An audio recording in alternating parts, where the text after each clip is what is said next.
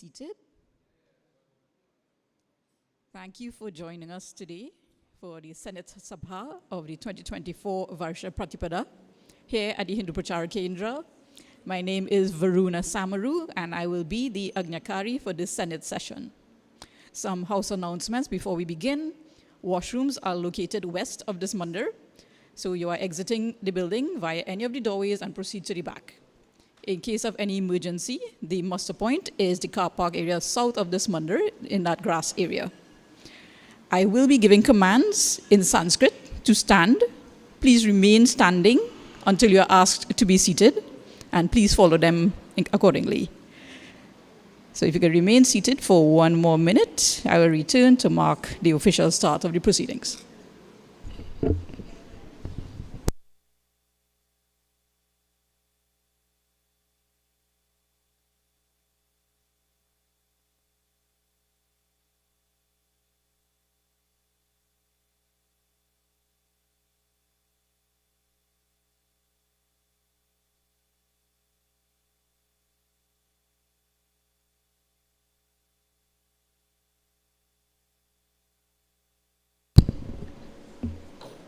Sabha, Utishta.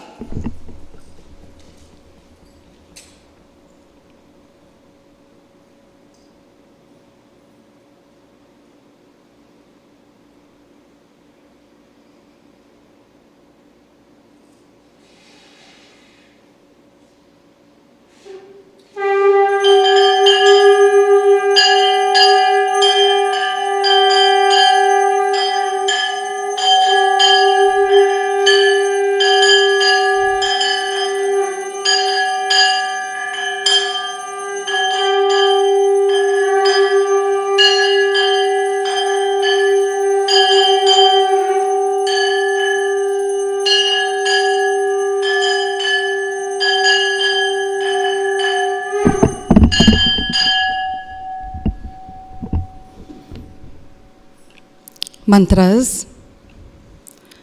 Om Gananam Tva Ganapatigam Havamahe Kavim Kavinam Upamasravastamam Jeshtarajam Brahmanam Brahmanaspata Ana Shrinvanutibhissirasaranam Om Shri Maha Ganapataye Namaha Om Hamsa Hamsaya Vidmahe Paramahamsaya Dhimahi Tanno Hamsa Prachodayat Om Shri Saraswatyai Namaha Om Gurud Brahma Gurur Vishnu Gurur Devo Maheshwara Gurur Sakshat Param Brahma Tasmai Shri Gurave Namaha Om Shri Ram Jai Ram Jai Jai Ram Shri Ram Jai Ram Jai Jai Ram Shri Ram Jai Ram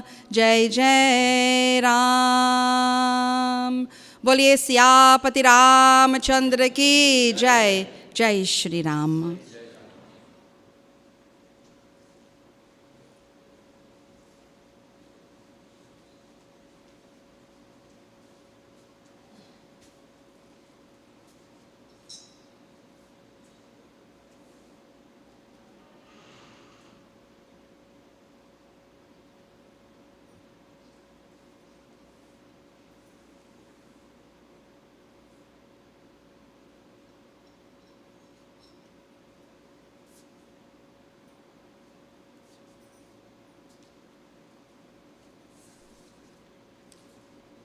Sabha, Upavisha.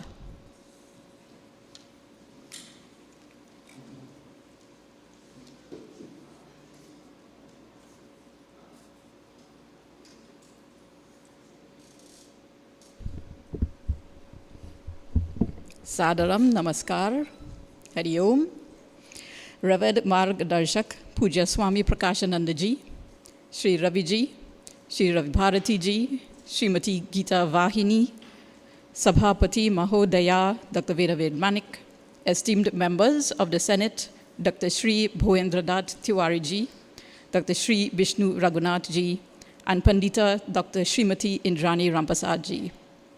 Representative members of the Varsha Pratipada Sansad from the Bluebirds Cultural Organization, Shakashakari Sanjeevani Mandir, Chinmaya Mission, Trinidad and Tobago, Heritage Vacation Course, Hindu Prachar Kendra, Hindu Students Council, Hindu Swayam Sevak Sangh, Jahaji Massacre Committee, Param Dham Ashram, Sewa International TT, and the Vishwanath Hindu Social and Cultural Organization, specially invited guests, and to all Sanatanis and honored and respected inhabitants of this land, the noble sons of the soil, the sons of the rishis, I offer my salutations and pranams.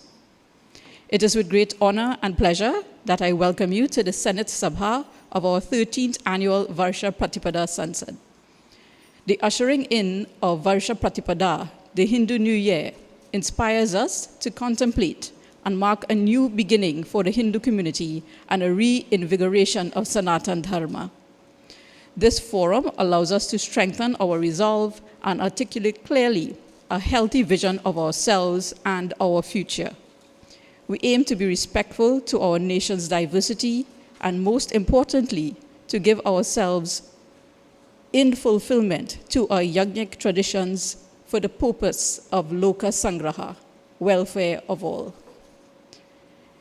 In today's Senate Sabha, we explore the intricacies and powerful impact of the theme chosen for this year, Ram Raj through Ram Kaaj, fulfilling duties to revive a nation. We will begin with an inaugural address by Professor Anil Suklal from South Africa.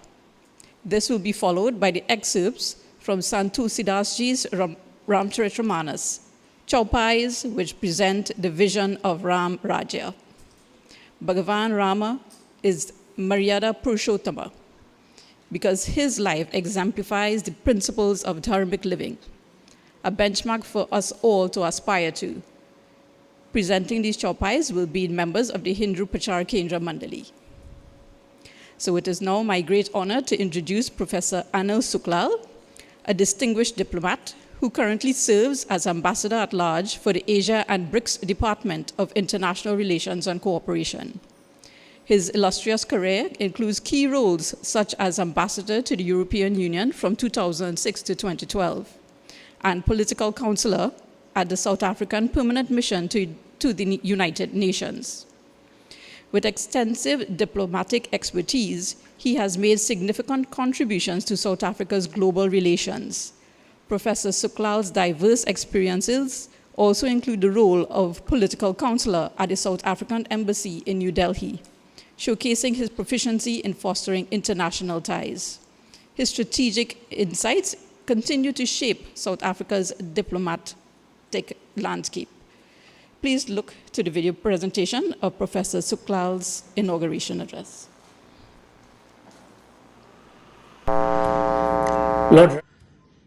Lord Rama is a perfect example of an ideal human being. Even though we know that he is the divine, he lived in our midst and demonstrated to us that it's possible to create an ideal kingdom on earth, as demonstrated in his life, as espoused in the sacred pages of the Ramayana. The life of Lord Rama demonstrates what is possible, and that it is possible to create an ideal kingdom, an ideal government, and an ideal international society, as espoused by Lord Rama, accompanied by Mother Sita and his most ardent devotee, Sri Hanumanji, and his brother Lakshmana. They left us a legacy that, despite the vicissitudes and turbulence of society and the challenges we live in, that it's possible to live a dharmic life, it's possible to live a sattvic life. This is clearly espoused in the pages of the Ramayana and the establishment of Ram Rajya by Lord Ram, where you have the perfect society, where there is social harmony, where there is economic justice, where there is political freedom, and all of this is underpinned by the values of truth, respect, love and compassion, selflessness and forgiveness, and accepting that all of us are the part of the divine, not just human beings, but the entire planet that we live in, and all forms of life are sacred. It is important that we bring these values to the fore once again in this current stratified and divided world that we live in, where the human being is no more respected, life is no more respected, and we no more respect our environment and the sacredness of Mother Earth. And I think we need to draw on the wisdom of Lord Rama and the wonderful life that he led and the ideal kingdom that he established, that it is possible to live a life underpinned by Dharma.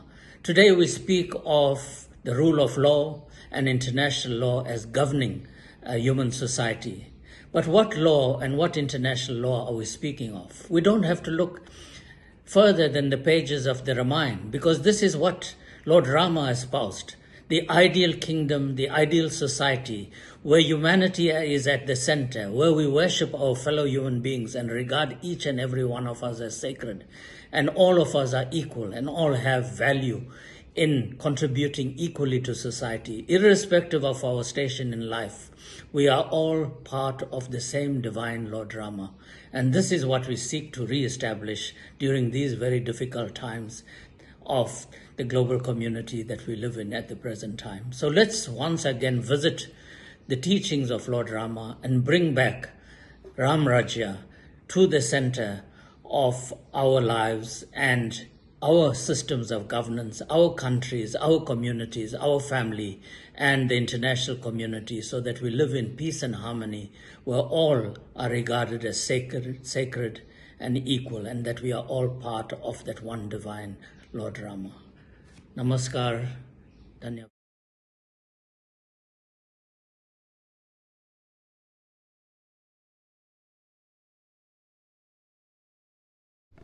बोलिए सियापति रामचंद्र की जय. Jai Shri Ram.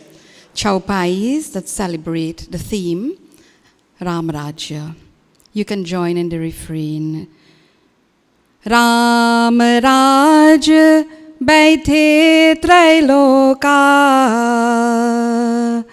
हर्षित भये गए सब सोका. बोलो जय राम श्री राम, जय जय रामा. श्री राम जय राम, जय जय Rama. The reign of Bhagwan Sri Ram brought joy to the three worlds and ended all sorrows. Bayaru na kar kahu san koi, Ram pritap bishamta khoi. Bolo Jai Ram Shri Ram, Jaya Jaya Rama. Shri Ram Jai Ram, Jaya Jaya Rama. No one felt enmity towards another during the reign of Sri Rama. His grace had removed all disharmony. Daihika daivika bhautika tapa, Ram Raj nahi kahu hi vyapa. Bolo Jai Ram Shri Ram, Jaya Jaya Rama. Shri Ram Jai Ram, Jaya Jaya Rama. During the rule of Bhagwan Sri Rama, no one suffered from any type of affliction. Sab nar karhi paras par priti, chalhi swadharma nirat shruti niti. Bolo Jai Ram Shri Ram, Jaya Jaya Rama. Shri Ram Jai Ram, Jaya Jaya Rama. All the people loved one another, and each followed their respective duties according to what was prescribed in the sacred texts. Boliye Siyapati Ramchandra ki Jai, Jai Shri Ram.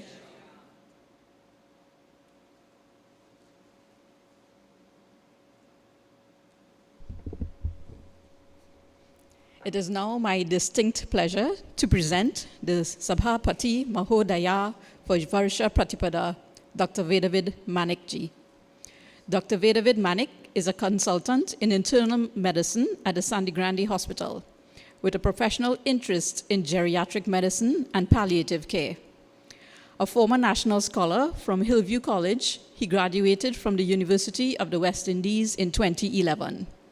He has a deep interest in Sanatan Dharma in the West Indies and serves under his guru, Pandit Dudnath Rampersad, at the Vishwanath Hindu Social and Cultural Organization. His hobbies include music, reading, and hiking.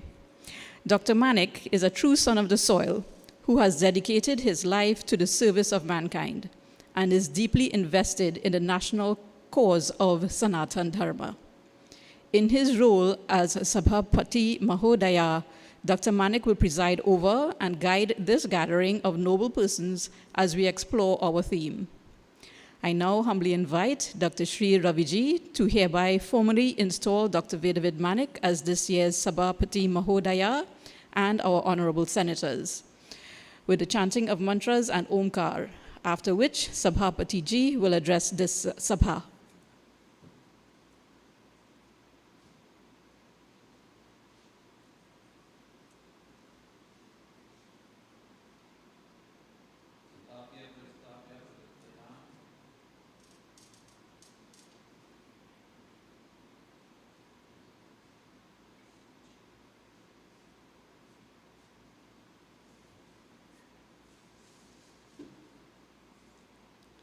ॐ भद्रं कर्णेभिः शृणुयाम देवाः भद्रं पश्येमाक्षभिर्यजत्राः स्थिरैरङ्गैस्तुष्टुवागुंसस्तनूभिः व्यशेम देवहितं यदायुः ॐ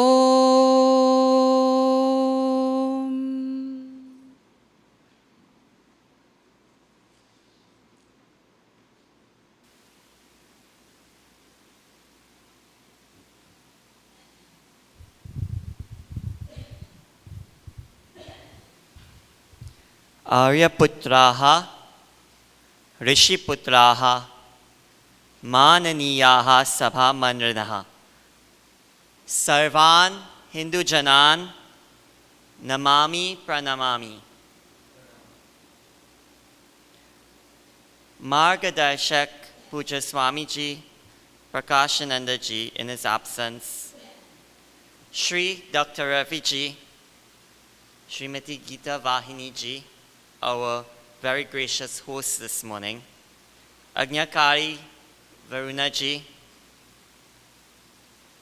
Professor Anil Suklal ji from South Africa, the various members who are representing the member organizations of the Varsha Pratipada Sansad, our past senators, our current senators, Dr. Bhoendradatt Tewarie, Dr. Bishnu Ragoonath, and Pandita Dr. Indrani Rampersad ji. Our independent senator in the Senate of Trinidad and Tobago, Dr. Deerup Tilma ji, and each and every one of you, ladies and gentlemen. Asmakam Varsha Pratipada Samsadi Pritya Bhavatam Swagatam Karomi. In the Uttarkand of Goswami Tulsidas ji's Ramcharitmanas, he observes, Raghupati Charita Dekhi Purabasi Puni Puni Kahahi Danya Sukharasi. That since Sri Ram has been installed on the throne, he has brought joy to all in the three spheres, and that there is no complaint, there is no enmity. On the 22nd of January 2024, the world witnessed and celebrated the Prana Pratishta of Bhagwan Sri Ram at Ayodhya, after almost 500 years since the destruction of a mandir which once stood on what is the accepted birthplace of Bhagwan Sri Ram. The significance of this historic event goes beyond the religious and cultural value because it represents the reclaiming of a physical space. It speaks as well not just to that physical space, but to the rejuvenation of a civilizational ideal and the aspiration of Sanatana Dharma, Ram Raj, characterized by just and enlightened leadership, unity among people, and harmony with the environment. And it reminds us that this is not an unattainable utopia, but it is a modern aspiration. The many challenges of today, from climate change to artificial intelligence, from violence, be it crime within our communities or major world wars amongst nations, to the inequitable distribution of our resources, all of these issues, they seemingly require novel solutions. But at the seed of their very existence are the same challenges of the individual and society that existed even when Sri Ram governed Ayodhya. Does the leadership, actions, and words of Sri Ram therefore provide us with a roadmap to a more harmonious and a prosperous society? In the Hanuman Chalisa, we extol Sri Hanumanji, the model of service and proper conduct, and we sing, Ram Kaaj karibe ko atur. Sri Hanumanji always being ready to carry out the work of Sri Ram. Ram Kaaj, the work of Sri Ram, entails enthusiastic, selfless pursuit of dharma, through which the material and spiritual upliftment guarantees peace and happiness to all. At every stage of life, Sri Ram uncompromisingly lived to this dharma. As an ordinary citizen, Sri Ram placed the dharma and the pursuit of peace above personal gain. As a king, he prioritized the well-being of citizens over personal and political gain as well. The life and teachings of Sri Ram thus becomes a prescription of dharma, of model citizenship and leadership that creates in Ayodhya a place where there is peace, harmony, and verily, as the name Ayodhya itself means, that which is without conflict. The Varsha Pratipada Sansad 6th Senate focuses our 2024 deliberations on this, Ram Raj through Ram Kaaj, fulfilling duties to revive a nation. Through our contributions of our esteemed senators, we will explore our duties, our Ram Kaaj, and achieve our Ram Raj for our nation, Trinidad and Tobago. Each of our esteemed senators will have 20 minutes for their deliberation. There will be a question and answer segment later for both our viewing audience here at the Kendra, as well as those who are online, and I acknowledge our online attendees as well. It is my esteemed pleasure to first begin with our first senator, Dr. Bhoendradatt Tewarie. Dr. Bhoendradatt Tewarie was the Pro-Vice Chancellor for Planning and Development at the University of the West Indies and the founding director of the Institute of Critical Thinking. He has served as the principal at the St. Augustine campus of the University of the West Indies for 6 years, and as an executive director of the Institute of Business for 9 years, and chairman of the National Institute for Higher Education, Research, Science and Technology, NEOTAA, for 6 years. He was also a member of Parliament and a former Minister of Planning and Economy. Dr. Tewarie has published many articles and book chapters on economic, educational, and developmental issues, and he has written 3 books: Governance in the 21st Century with Mr. Dennis Gale and A. Quinton White, Eric Ashe in 2003, Trade, Investment, and Development in the Caribbean with Roger Hussein in 2006, and V.S. Naipaul Revisited, Marginality and the Triumph of the Individual Will. as a sole author in 2007. Dr. Tewarie will bring to us the perspective on the topic, Ramayana as inspiration, Lord Rama as exemplar, Ayodhya Mandir as pivot. I invite to the podium Dr. Bhoendradatt Tewarie.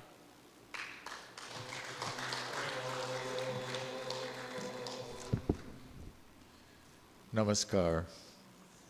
Thank you very much, Chair. It is an honor to be invited to be a speaker at this sixth sitting of the Senate, Varsha, Pratipada, Sansad. And I am honored to have been part of something organized by Shri Dr. Raviji and Geeta Vahiniji and all the organizations that came together to make this possible. The chairman has indicated what my topic will be, so that I will simply go into my topic in the 20 minutes that I have. The most important message of the Ramayana might well be that each human being has choices, and what moral duty requires of the individual is a virtuous choice. This is desirable for the individual citizen, for a leader as an informing principle to determine the ideals in the formation of a state and in the governing of a state, and ultimately an honorable functioning of society. We must not ignore the fact that Ram Raj is meant to be an example of a utopian state and a well-managed and functioning society. So whether one reads the Valmiki Ramayana or the Ramcharit Manas of St. Tulsidas, the ideals espoused in the Ramayana as text are, first of all, that justice is possible. Secondly, that good governance is achievable. Thirdly, that each individual has the capacity to be morally good, and that ultimately good triumphs over evil. When all is said and done, the Ramayana guides us to moral choices. It prompts us to create a better, more just world. It gives us the courage to never lose faith, even in the face of the greatest adversity and the most horrible evil. If that cannot provide inspiration for us to live well, to do good and be ever optimistic, I don't know what can.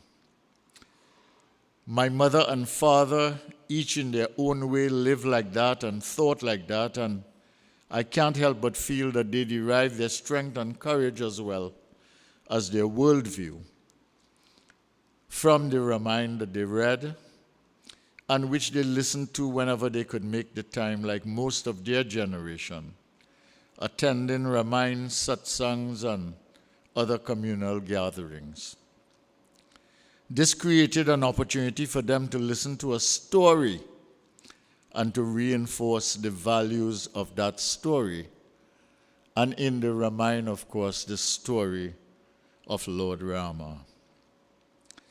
Before the Valmiki Ramayana, there were the Vedas, but a significant portion of the Vedas is dedicated to describing how to perform yagnas. The Upanishads, which came after, focused on the Brahman and the nature of the Brahman. It is a philosophical exploration and perspective on the origin and source of all things and the connection between divinity and the universe. There is no story or storyline as such in the Upanishads.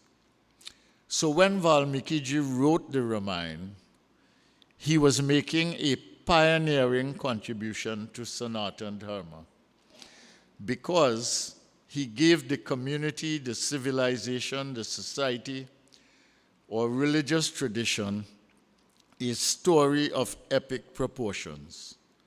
The Ramayana was written around 200 BCE. Sri Ram, according to calculations, was born on January the 16th, 5114 BCE. He walked the earth around that time. He lived for 70 years. The Ramayana is his epic story. It is significant that for the human race as a whole, across civilizations and across geographical boundaries, the 800 years before the Christian era, philosophical perspectives on the universe, God and man, and how human beings should live and behave began to emerge. The German philosopher Karl Jaspers described this period as the axial age, when the human race was moving from an understanding of human life in the context of mythology only to one in which rationality was becoming stronger. In this period, Socrates and the philosophers before him emerged in Greece, Confucius in China, Gautama the Buddha in India, all of whom drew on rationality as well as intuitive understanding. So there is indeed a shared humanity, and the perennial problems of life repeat themselves from culture to culture. In this sense, the Ramayana at one time belonged to a culture and tradition that derived from India, but inevitably it was spread to all humanity as well. René Descartes, the French philosopher, in his discourse on method, has noted that no matter where we live, we are clearly persuaded more by custom and example than by certainty of knowledge. The Ramayana plays this role in Sanatana Dharma. Post-colonial thinkers from India like Dinesh Chakrabarty point out that when we read Aristotle, we read him in historical context, yet we give him the freedom to speak to us in our time. We should do the same for works like the Ramayana. We should read it in context, but free it also to speak to us in our time. The Ramayana may have influenced our ancestors in their time, or great-grandparents, grandparents, parents, ourselves, or children, perhaps our grands and great-grandchildren. They may have provided solace and inspiration, but the Ramayana didn't just influence individuals, families, communities. It has influenced literature, such as Tamil versions of the Ramayana. It has influenced and been inspiration for other religions such as Buddhism and Jainism, for other Asian civilizations. It has inspired great leaders like Mahatma Gandhi. When Gandhiji was shot, his final words were, "Hey, Ram." And just as he was familiar with the Bhagavad Gita, he was familiar with the Ramayana. But the Ramayana had impact on countries like Laos, Cambodia, Thailand, China, Tibet, Java, Sumatra, Malaysia, Burma, and Vietnam. All of these countries at various points were influenced and inspired in different ways by the Ramayana. In Thailand, the Adhyayan kingdom from 135 to 763 BCE was fashioned on an imaginary notion of Ayodhya, the birthplace of Sri Ram, and described by UNESCO as a mythical city. In many countries in Asia, although Buddhism prevails, the Ramayana has had an enduring influence. Nepal, Tibet, and China, all bordering India, have been influenced. But so have Japan, Myanmar, Indonesia, Philippines, Iraq, Russia, and Italy at various points in history. Russia also borders India and could not avoid the impact. and Iraq and Indonesia are Islamic countries that have not violated the legacy of the Ramayana, which is still present there. As a book of ideas, thoughts, and feelings, the Ramayana has had an impact throughout Asia. As a book focused on high human conduct, it has also been a source of influence on human behavior and on ethical expectations. I am therefore pointing out here that the Ramayana has had civilizational influence on Hinduism, Buddhism, Jainism, and other religions, and over a broad geographical spread of countries. In the 19th century, the Ramayana journeyed to the plantations with Indian immigrant workers all over the world as part of the British human capital export throughout the Commonwealth that stretched from Mauritius into Africa, Guyana, Suriname, with lesser numbers in the Caribbean from Grenada upwards to Jamaica. In the 20th century, India has turned further to voluntary migrations, while people from the diaspora have also migrated globally. The Ramayana is the mainstay of these populations, and as communities settled, they gathered for community worship, going on to build mandirs and other infrastructure. The Ramayana became central to the ethos that gave Hindus a sense of self, a notion of individual identity, an opportunity for communal sharing, an idea of collective ethnic identity, and a deepening connection with an enduring civilization. So the Ramayana has been a formidable source of inspiration wherever it traveled, and it was a source of social bonding. The central figure in the Ramayana is Sri Ram. He is an exemplar like Lakshman and Hanumanji. He is the leader, the torchbearer of right conduct and of the devotion to the practice of dharma.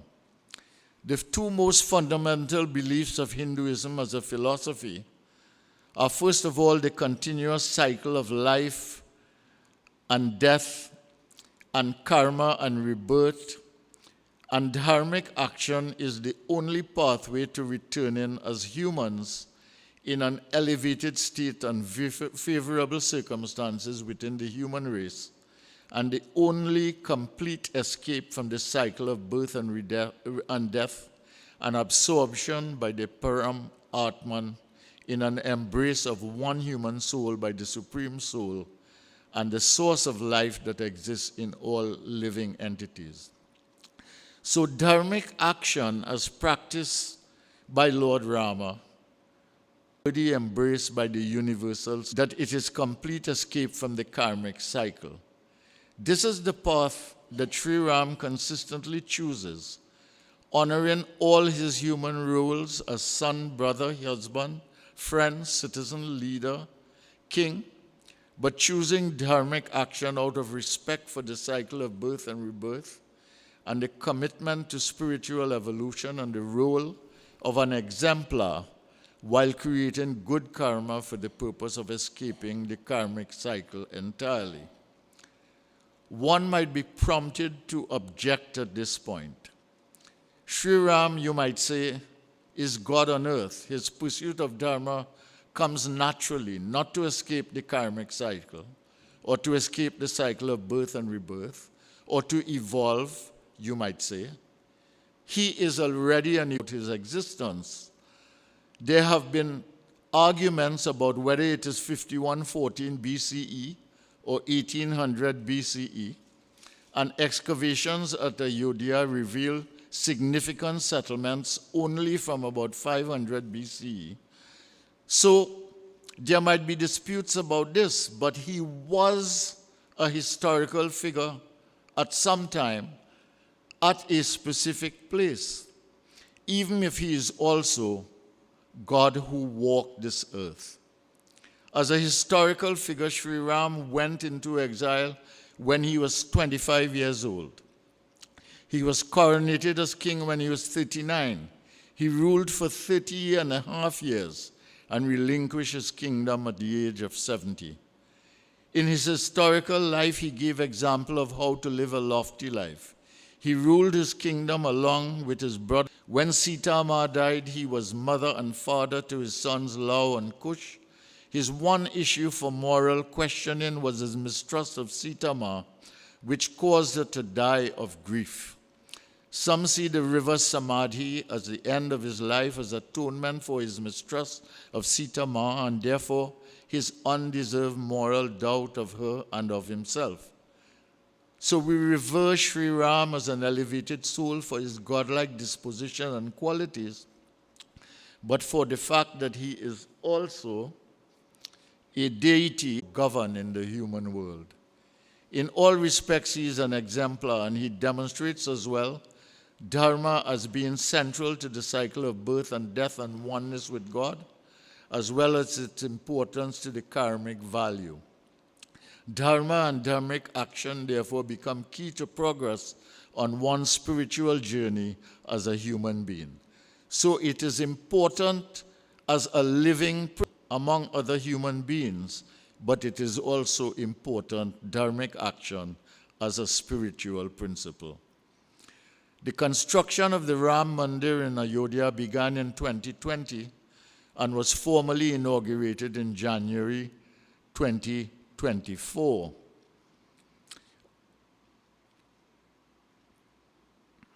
The reconstruction of the Mandir after formal and legal establishment of its authenticity and authenticity of the claim and rights to construct was an important step. The Mandir takes on even greater significance when one takes into account that a mosque was built on this sacred site and that over time there have been riots, blood, and violence that have become part of its history. The site in question was handed over to the government of India by the courts, the funding put in the hands of a trust, and 5 acres of land were given for the building of a mosque nearby. The court judgment in 2010 was very careful to ensure that justice was not only done, but that it was seen to be done. The framework to maintain peace was established by displaying an even-handedness in the process in order to establish the basis for living side by side in harmony under conditions of freedom of worship. Since Ayodhya is located in Uttar Pradesh, it is possible that some of our ancestors may have walked with Sri Ram or been in his presence or may have known him while he was alive. We don't know and probably never will. But the Ramayana came here from there. It was real, and even if those who came here never saw Ayodhya, they would have known about it. So the Ramayana would have been meaningful to them. It was their comfort. It was what kept them going. It was central to their existence in a strange land. It has been part of their legacy of continuity bequeathed to us as Hindus here in the Caribbean. There is indeed a Hindu way of life and tradition. We may not always be clear because of lack of knowledge or confusion. And even when we know, we may stray away from what is required of us. We know, for instance, that there is one God who is the source of all life, including the life within us. We know that God has always existed and will continue to exist. We know that our soul never dies. We believe that the origin of our soul is God, and it is also its ultimate destiny with God. We know that we must do right, do our duty, and honor our obligations. We know that we must be grateful to God, our ancestors, our parents, our community, and society by lending a hand when needed. We know that we must leave behind more than we came with and leave our community and society better off than it was when we were born. With faith in God, we will have the courage and strength to face anything that comes our way. We will have the assurance that good will ultimately triumph over evil. Most of us live our lives in this way, even though we might hardly think about how we are living. It is more a habit than a strategy. Remember what I quoted earlier, more by custom and by example than by any certainty of knowledge. And there is an Indian civilization that is rooted in Vedanta and the Hindu tradition. The philosophical perspective that derives from Sanatana Dharma and the cultural aspects of those traditions. An Indian born in Gujarat, Delhi, Ahmedabad, Mumbai, or elsewhere may Honorable Senator, you have 5 minutes left. Yes, may feel the cultural connection more strongly with Ram Mandir. The more religious or devotional one may have more meaning from the Mandir, but all of us feel connected, no matter how remote, with this reconstruction of the Mandir, whether you are from South Africa, Kenya, USA, Canada, Mauritius, Jamaica, or Trinidad and Tobago, because it is something tangible that gives life and meaning to the Ramayana as an inspirational text and our experience of it. Sri Ram as a historical figure and exemplar in multi-human dimensions, multi-dimensions, and spiritual being worthy of praise and worship gives us tangible connection, not just to the Ramayana, but the Mandir that has been built and Ayodhya. We feel this no matter how Trini we are or how Caribbean we feel.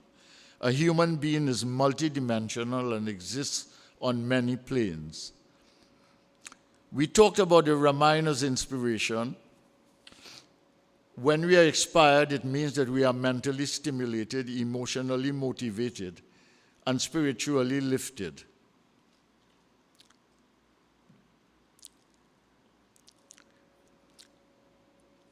I will have to conclude without reading because I lost the space.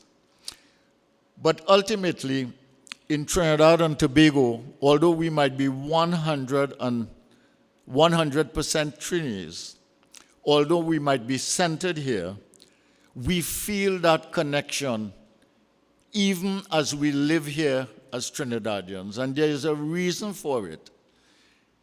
It's the connection with all these things that are very, very important to us, that are part of the tradition. And even though we might be Trinis, it is a connection with the fact that we are part of Sanatana Dharma and the Hindu Dharma. The building of the temple could not have happened at a more important time. And that time has to do with the fact that India has the largest young population of any country in the world.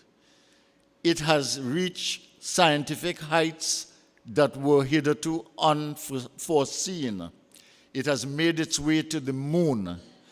It has been involved in scientific exploration of the highest order.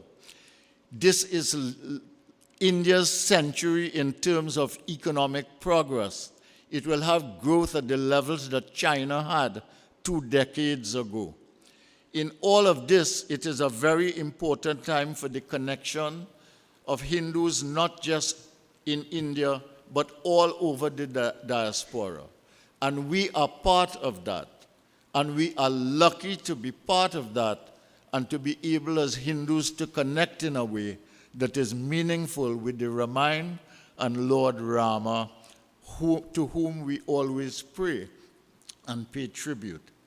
It has been a source of great joy to have been asked to speak here today, and I am happy to speak with you and to be in your presence as senators today on this particular occasion.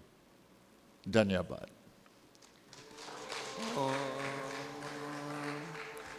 Thank you very much, Senator Dr. Bhoendradatt Tewarie. You keep your questions and your comments for the panel discussion later on today. It will be following all of our senators' presentations. I quickly invite to the podium our second senator. Dr. Bishnu Ragoonath is no stranger to the public space of Trinidad and Tobago. As a senior lecturer in the University of the West Indies in the Faculty of Social Sciences, Dr. Ragoonath has shared many perspectives as a political scientist on governance, both in the public commentary as well as in academic works.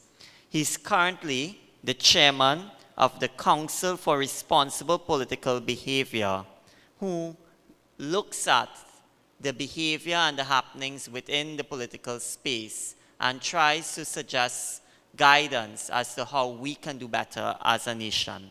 He will bring a perspective on the topic, the ethics and ideals of Ram Raj, governance and leadership lessons for contemporary societies. I invite to the podium Dr. Bishnu Ragoonath, who will have equivalent time as Dr. Tewarie.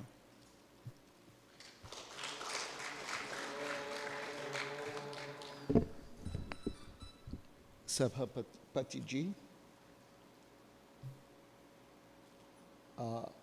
Ravi ji, Geeta Vahini, Senator, and all the senators here, Dr. Tewarie, Dr. Pandita, Indrani. It is a pleasure for me to be here. And if I may take the liberty to say that we are in a 2020 cricket match here. I've been told I have 20 minutes. And after the foundation that has been set for my batting team by Dr. Tewarie, I am in the middle order and I could take my time. And if I don't succeed, I am sure I have the hard-hitting batsman to come after me. So I am not worried at this point in time. I was asked to speak on this as a senator here, and I chose the topic, the ethics and ideals of Ram Raj, governance and leadership lessons for contemporary societies.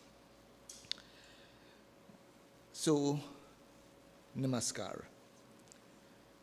Let me get into my presentation. The two major versions of the epic Ramayana chronicle the Katha of Lord Rama of Ayodhya.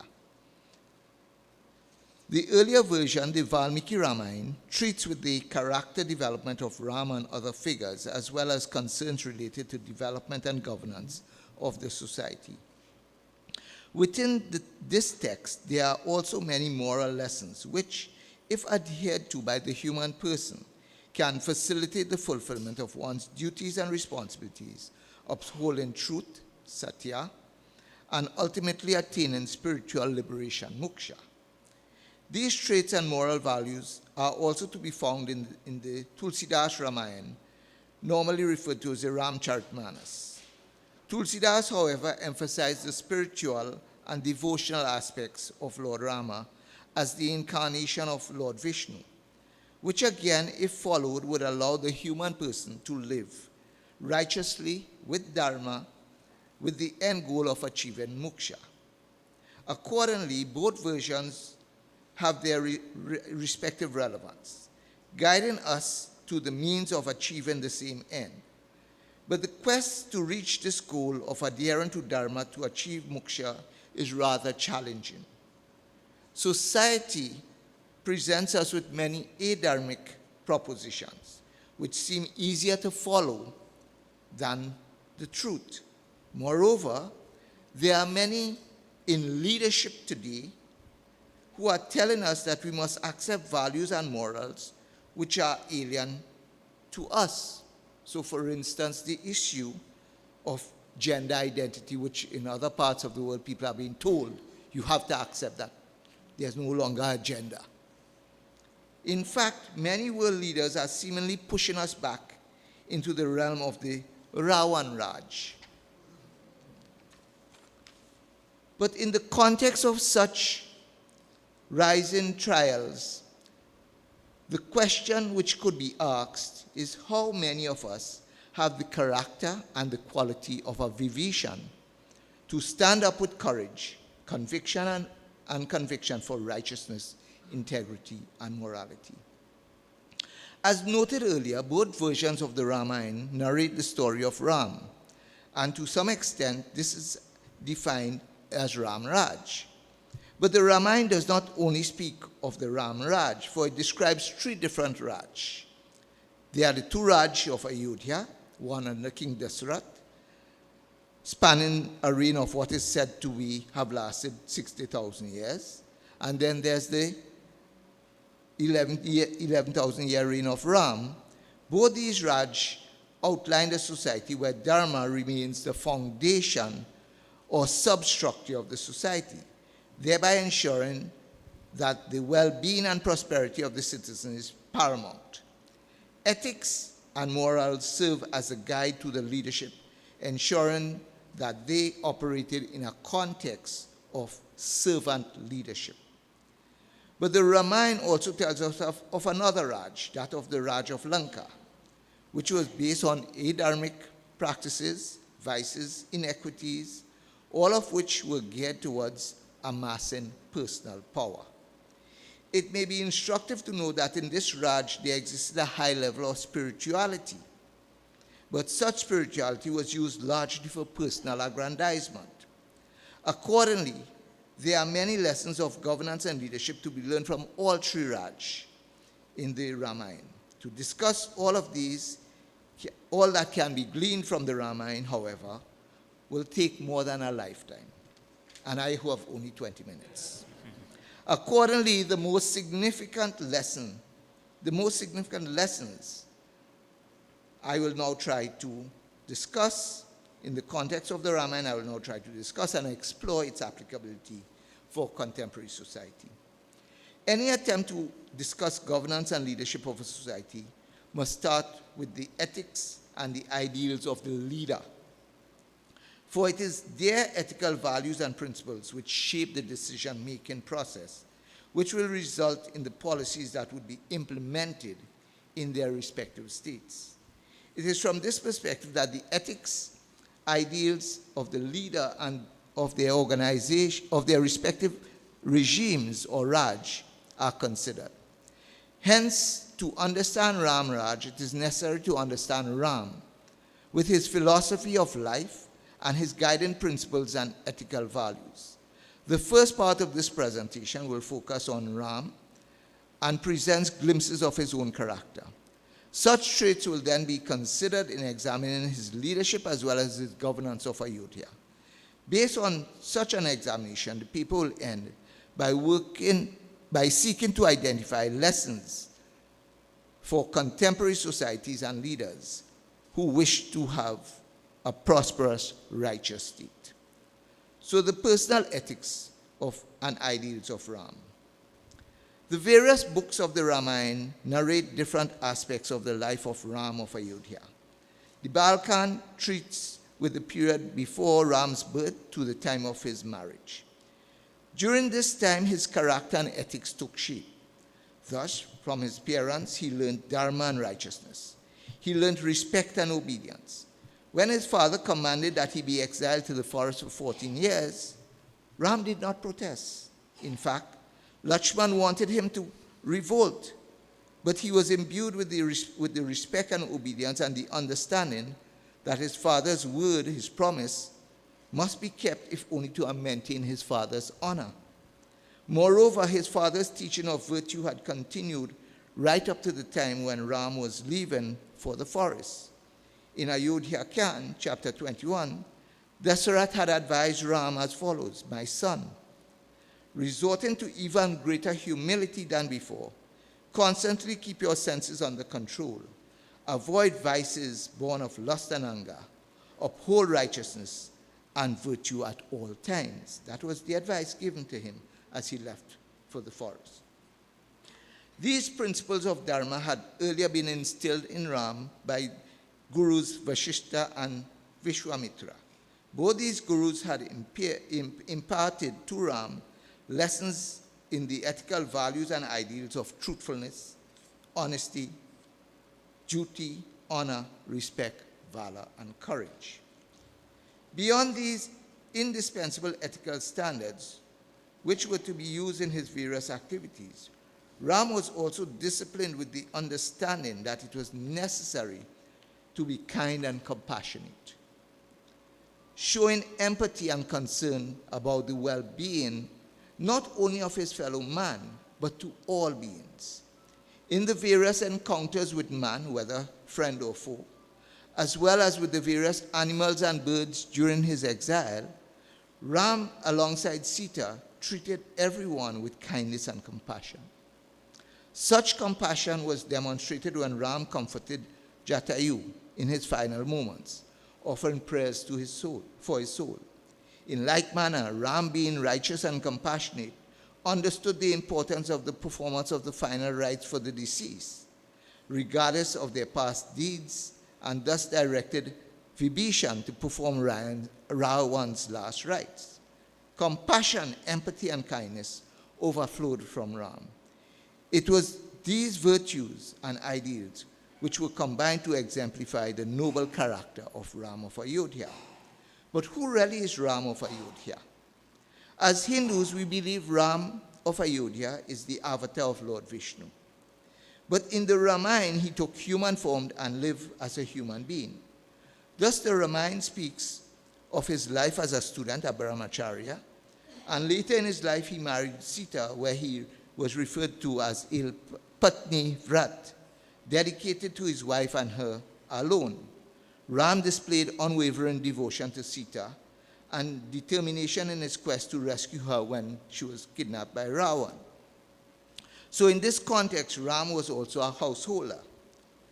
But the Ramayana tells us that Ram, on being crowned king of Ayodhya, realized that his duties as king clashed with his duties as a grihastha, householder, and his love for Sita. As the king of Ayodhya, Ram had to uphold the standards of righteousness, dharma, while considering the welfare and the reputation of his kingdom. And to that end, he sent Sita into exile for a second time to maintain the honor of his dynasty and to demonstrate his commitment to dharma as a ruler. This commitment to dharma in the face of personal sacrifices and adversity had led Ram to being bestowed the title Maryada Purushottam, or the perfect human being. He is the embodiment of virtue and righteousness, with an unwavering commitment to truth, justice, and ethical behavior in the performance of his duty. I now turn to the section on governance and leadership in Ram Raj. As a student of Guru Vashishta and Guru Vishwamitra, Ram was taught moral values and the principles of dharma. Such values and principles he would have personally applied during his reign as the king of Ayodhya. But even before assuming the throne, Ram had imparted to his brother Bharat some principles of leadership. Ram had warned Bharat to avoid arrogance, selfishness, deceit, injustice, and tyranny, as well as becoming overly attached or have a greed for material wealth. Ram, it may be instructive to note, had reiterated these same sorts of principles when he had his conversation with Sugriv to avoid these weaknesses, and told him that he should focus on the virtues of honesty, loyalty, courage, and justice. In his leadership as king of Ayodhya, Ram exhibited humility rather than arrogance. As king, Ram valued the opinions and welfare of his subjects. He listened to their grievances with compassion and administered justice impartially, regardless of social status. Ram's humility was evident in his willingness to engage with people from all walks of life, ensuring that their voices were heard and their concerns addressed. In the setting as king of Ayodhya, Ram remained grounded. A case in point was his respect and regard for Hanuman, who had remained a mere subject, but Ram was king. But even as king, Ram continued to hold Hanuman in high regard, embracing him as an advisor and a confidant. Hanuman was never made to feel that he was subordinate to Ram, though from Hanuman's perspective, he remained a Ram Bhakta. In operationalizing his own beliefs that arrogance and tyranny must be avoided in the process of governance, Ram always engaged in consultations with his advisors, ensuring that decisions were never made single-handedly. He believed in teamwork, consultation, and consensus building. This was demonstrated in Kishkinda Khan, when, on hearing of Sugriv's doubts, Ram consulted with Lakshman, Sugriv, Hanuman, Javavan, and others to devise a strategy to confront Vali. This tradition of inclusive leadership, it may be noted, was also practiced by King Dashrath, who in the Ayodhya Kand was advised and even controlled by the council of sages. In the Ramayana, the concept of inclusive leadership dictated that advisors to the leader must include at least one person who can critique and even stop a king when he seems headed in the wrong direction. In other words, the king must be willing to listen to sound advice, even when it is presented as dissenting. It is from this perspective that Ram had told Bharat that it was critical to select wise, virtuous, and ethical ministers and advisors. Ministers and advisors should not be sycophants or yes men. The Ramayana also tells us that in the court of Lanka Raj, the only person who dared to criticize Ravan was his brother, Vibhishan, and for that dissent, Vibhishan was dismissed by the tyrannical Ravan. But beyond ensuring that you have the right people for the job, there must be proper monitoring and supervision of those who are placed in administrative positions. Sage Vashishta had instructed Ram, when teaching him about the duties of a king, that it's important to keep a close eye on the generals, the warders, the treasury officials, and the judges to ensure justice and the smooth functioning of the kingdom. Ram, in speaking to Bharat in the Kachit saga, reiterated the importance of such controls. One way of keeping checks and effectively monitoring the work of officials is through the people. In the Ramayana, Ram is depicted as actively engaging his subjects. Of course, such engagement was with the focus of showing concern for the well-being of the citizenry. He listened to their concerns, provided guidance, and offered assistance when needed, demonstrating his accessibility and responsiveness as a ruler. With regard to justice, regardless of social status, justice was dispensed impartially, ensuring that everyone received fair and equal treatment under his rule. There was no difference in the treatment of the prince or the pauper. From an ethical and ideal viewpoint, leadership in the Ram Raj was therefore based on dharma, righteousness, and social values. The consciousness of service, truthfulness, and where there's a firm resolve. But in order to achieve these qualities, leaders must demonstrate the traits of being able to subdue oneself, to conquer anger and other vices, and to be above fault-finding. It is only then that the welfare of people becomes primary. From all that I've said before, I am sure you could relate to a lot of what we have as leadership today. But let me deal with that now. So, governance and leadership lessons for contemporary society. The cynic will tell us that the Ramayana was written in a different time when life was different. To further the point, they may go on to identify major differences in the system of government as well as concerns of religion and culture. In terms of religion and culture, the Ramayana is deeply rooted in what is today referred to as Hindu mythology and philosophy.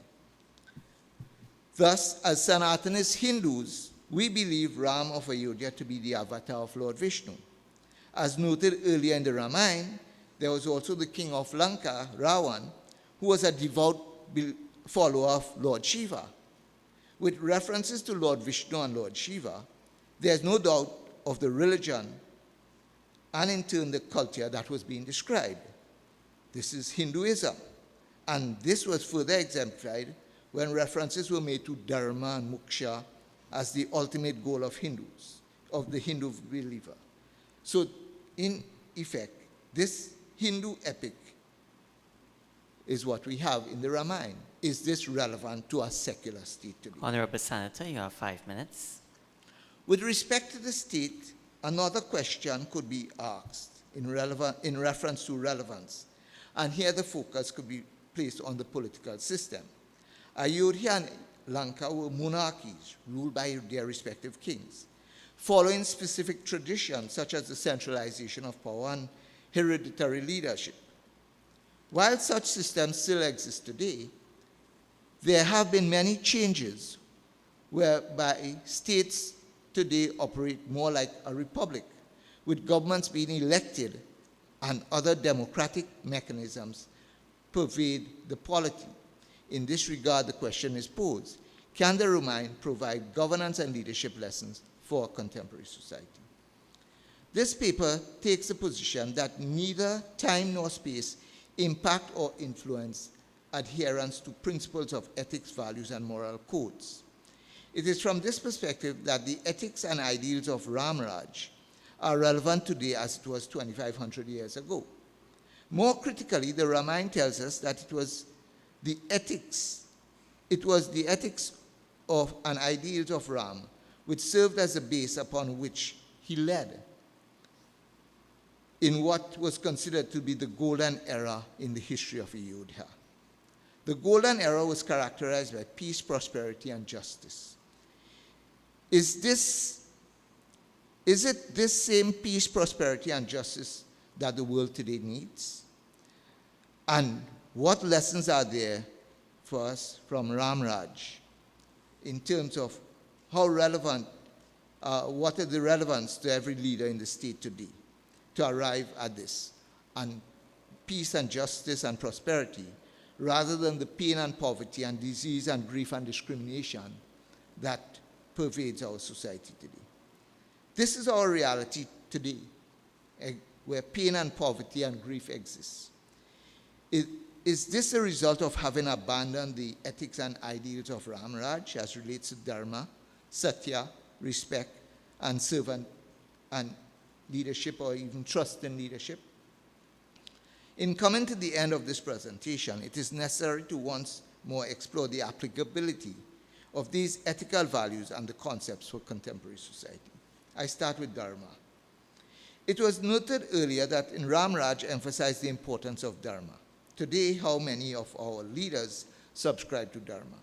Of course, in raising the question, someone may challenge this perspective by saying dharma is a Hindu concept. But dharma is not about, or rather is not limited to Hindu teachings, for it is about moral duties and responsibilities. So can it be said that Christian or Islamic faiths teach about moral duties and responsibilities? Of course they do. In the 10 Commandments, the Christians are told to honor your father and mother. Is that any different to the dharma which Ram would have practiced, where there was the concept of Pitru Dharma? In Islam, it is said that man must care for his parents. The moral duties within Hindu Dharma is therefore found in all religions. Accordingly, there is no excuse to ignore the Dharma as stipulated in Ram Raj with regard to governance and leadership. But Hindu Dharma is much more than duty, for it involves righteousness, justice, and harmony. Starting with harmony, to what extent do our leaders promote harmony? Yes, lip service is paid to the concept of harmony, but in the practice of party politics, etc., is harmony really pursued? From where I sit, in every election, I have received complaints of politicians promoting discord amongst the different groups in the society, be it on race, religion, class, or even gender. Are they concerned with true harmony, or is it the harmony that they preach or focus on is a harmony for political expediency? Turning to justice, do all our persons in our society made to feel equal, or are there first-class citizens and second-class citizens when it comes to justice? We may recall a police commissioner who made young people of one race or class lie on a beach for breaching the regulations, but when other persons of another race and another class were doing the same thing, there was no question for them. Justice is also based on perception. Do lower-class people believe that there is equal justice in the courts? I speak here of perception. For many, perception is reality. But who can fix these inadequacies? The responsibility falls to our leaders, if only they would lead with dharma. In Ram Raj, ethics ensure that these challenges were never suffered by the citizenry. Let's talk about truth. Alongside Dharma, Ram Raj was based on the concept of truthfulness. Truth was Honorable Satya in Senator, Sanskrit. you're at the time, but please, if you can wrap up quickly. Yeah. Thank you. Truth or where am I now? How many examples do we have of leaders in our society being untruthful? I have lost count. Mind you, some of our leaders protest that they don't lie, but we know better.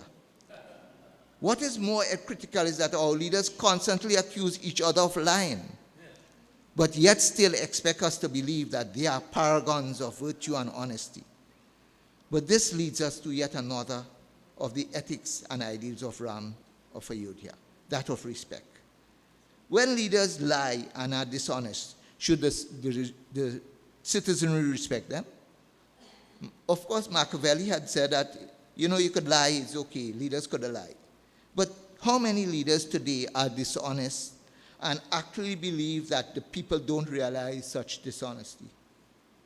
But speaking on truths is but only one way in which our politicians and leaders disrespect our citizens. In many instances, they refuse to listen to the concerns of the citizenry. The most recent example, for instance, when a prime minister said that he would not involve himself in a pappy show where citizens came out to voice their concerns about crime. Ram listened with empathy. He opened communication lines and showed the common man that there was no difference between prince and pauper in getting the ear of the king. That is the respect we are missing in today's society. In coming to the end, in the context of building trust and respect, leaders must demonstrate their commitment to developing their citizenry as well as their personal well-being. According to Ramayana, in Ayodhya, both kings Dasarath and Ram placed the welfare and well-being of their citizens above their own needs. To this end, there was inclusivity to foster harmony and sustainable peace.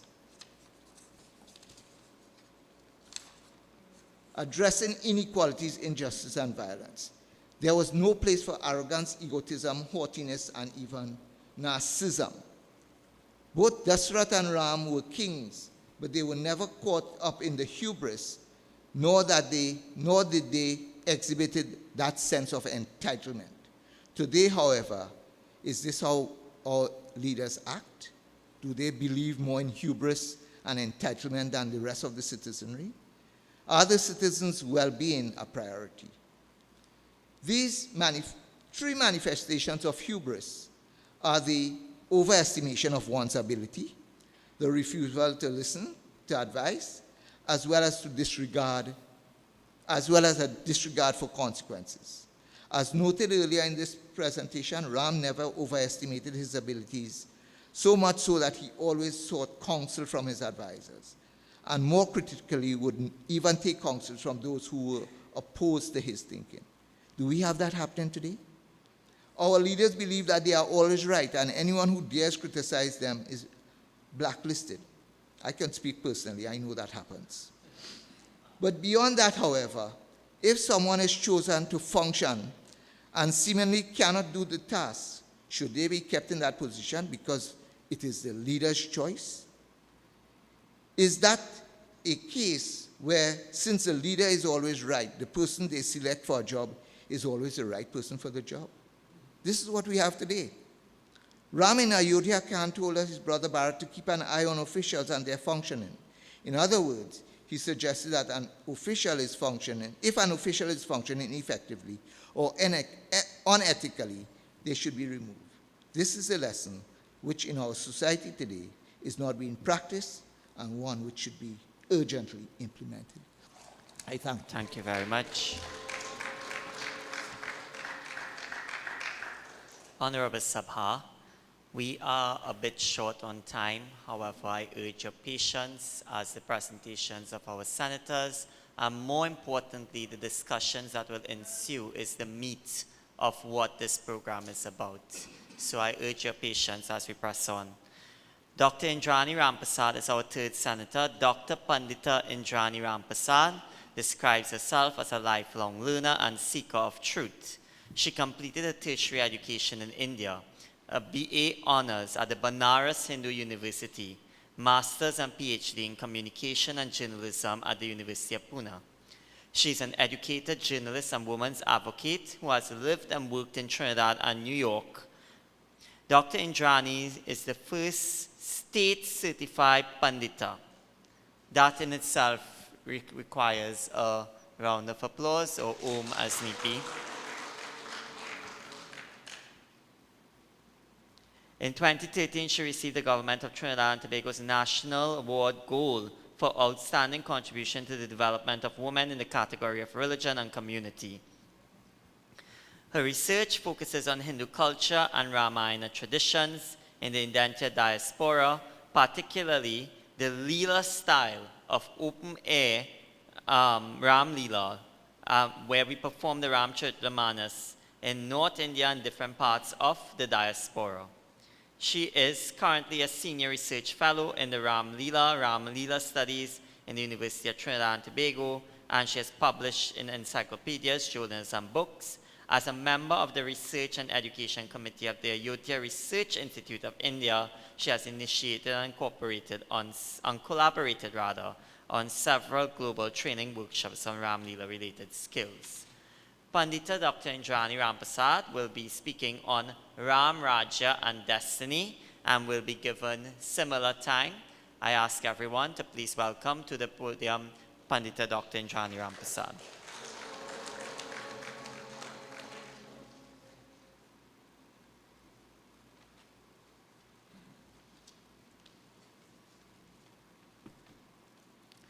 Namaste. Ram Ram, Sita Ram, Bandegi Sahib in the tradition of my ancestors. I just wanted to make a little correction, Honorable Chair, that I'm no longer a senior research fellow at the UTT. I was removed many years ago. I just completed my master's in Hindu studies at the Benares Hindu University, and I'm just being offered the position as a visiting professor in Hindu studies at BHU. Thank you. That's the pinnacle of my whole life. Ram, Rajya, and Destiny. At all protocols observed, thanks for this occasion to address this assembly of citizens, leaders, and the learned. I continue to repay Pitri Rina, my debt to the revered ancestors, by fulfilling their goals and aspirations through my dharma worldview and lifestyle.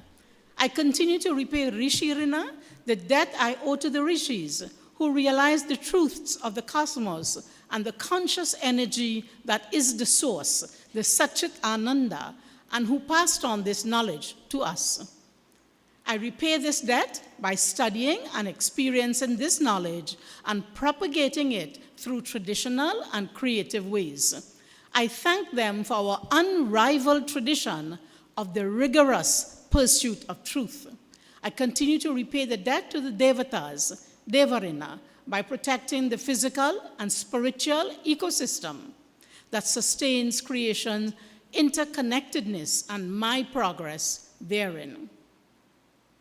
In exploring the topic of Ram Rajya in the context of destiny, and in TNT, I was given that topic and the word destiny, I am reminded that our national anthem calls on us to have boundless faith in our destiny as we pledge our lives to our native land, where every creed and race finds an equal place. There's always discussion of whether that word is find or finds, a big meaning. Here, destiny connotes a kind of future jointly arrived at through interdependence, which is a very ancient Vedic concept.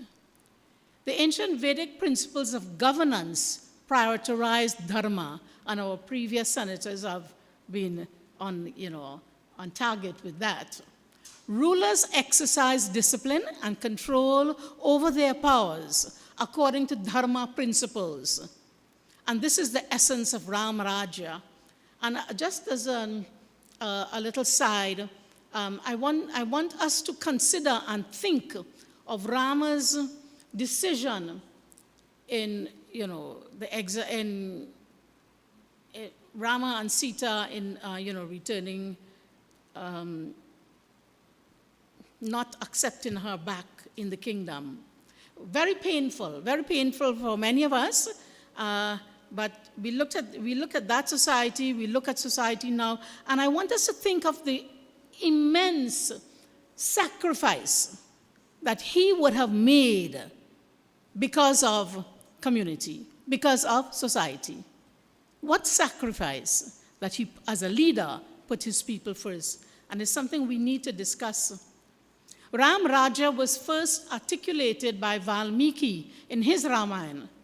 Later on, other poets, including Tulsidas, retold the ancient narrative of Sri Rama to suit their times and cultural space. Throughout India, this narrative is retold in different languages, and in some cultures, the story takes a different line according to the culture of the place. Like in Thailand, in one place, Rama and Sita are brother and sister because of the Buddhist influence, and many differences throughout India. The narrative Rama is an ancient and endearing epic poem. While most today can appreciate the didactic quality of the epic, we truly lose out on other qualities like style, poetry, and rasa due to the loss of ancestral languages. Very few of us can appreciate this as poetry. And so we stick with the didactic elements, but we lose tremendous. In Valmiki Ramayana, Valmiki says, Ramo Ramo Rama, iti praja nama bhavan kathaha, Rama bhutam jagada bhutrame, rajyam prashasati.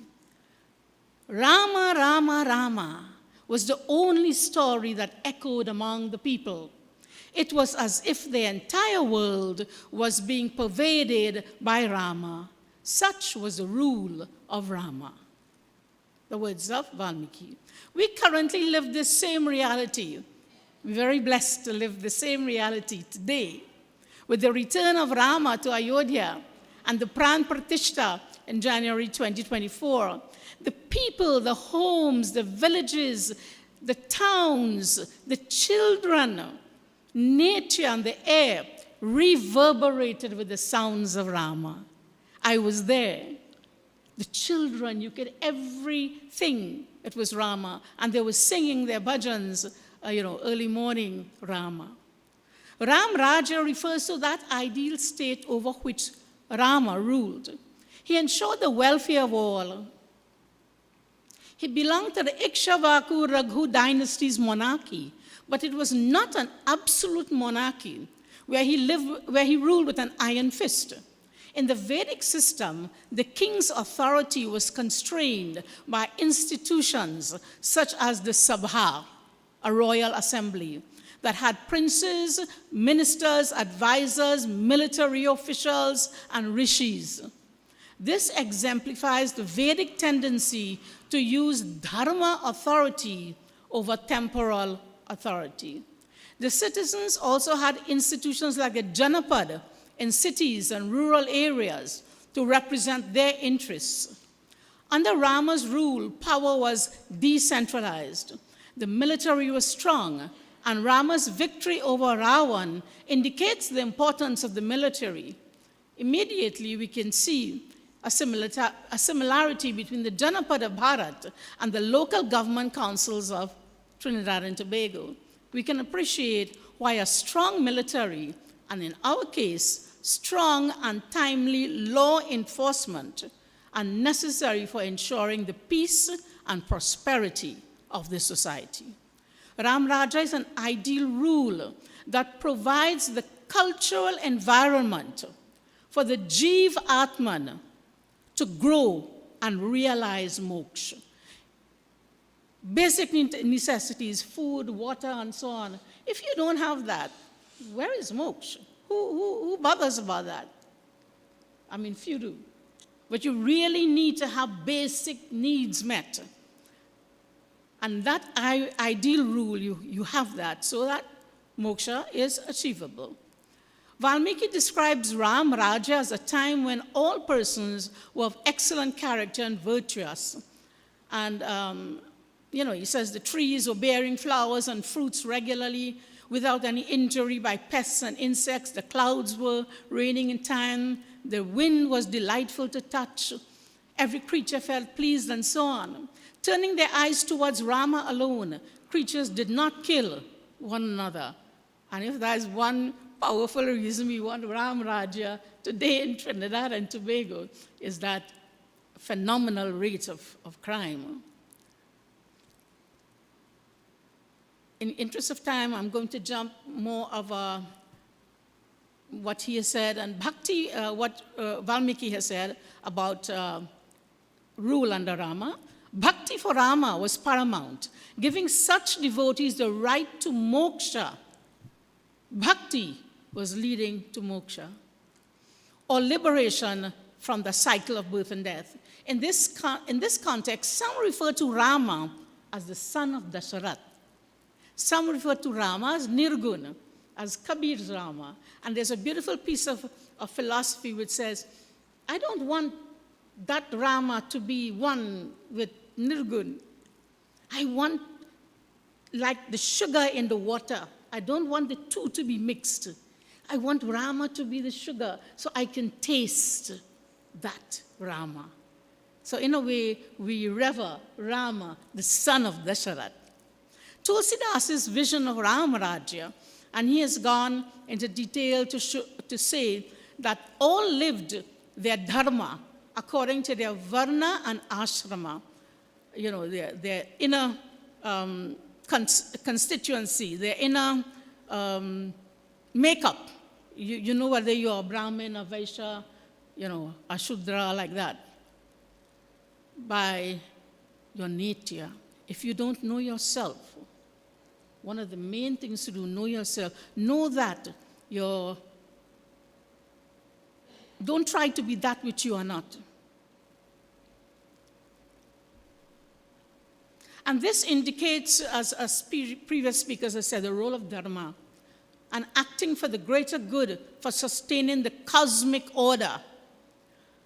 Ram Rajya is not only social here, it is also about the cosmic order, keeping that peace and harmony. And he talked about how people lived. This is Tulsidas. No one died young. They had beautiful bodies, free of disease. No one was poor, and so on. He talked about the ecology in and around Ayodhya, the beautiful forests and so on. The lion and the elephants living together.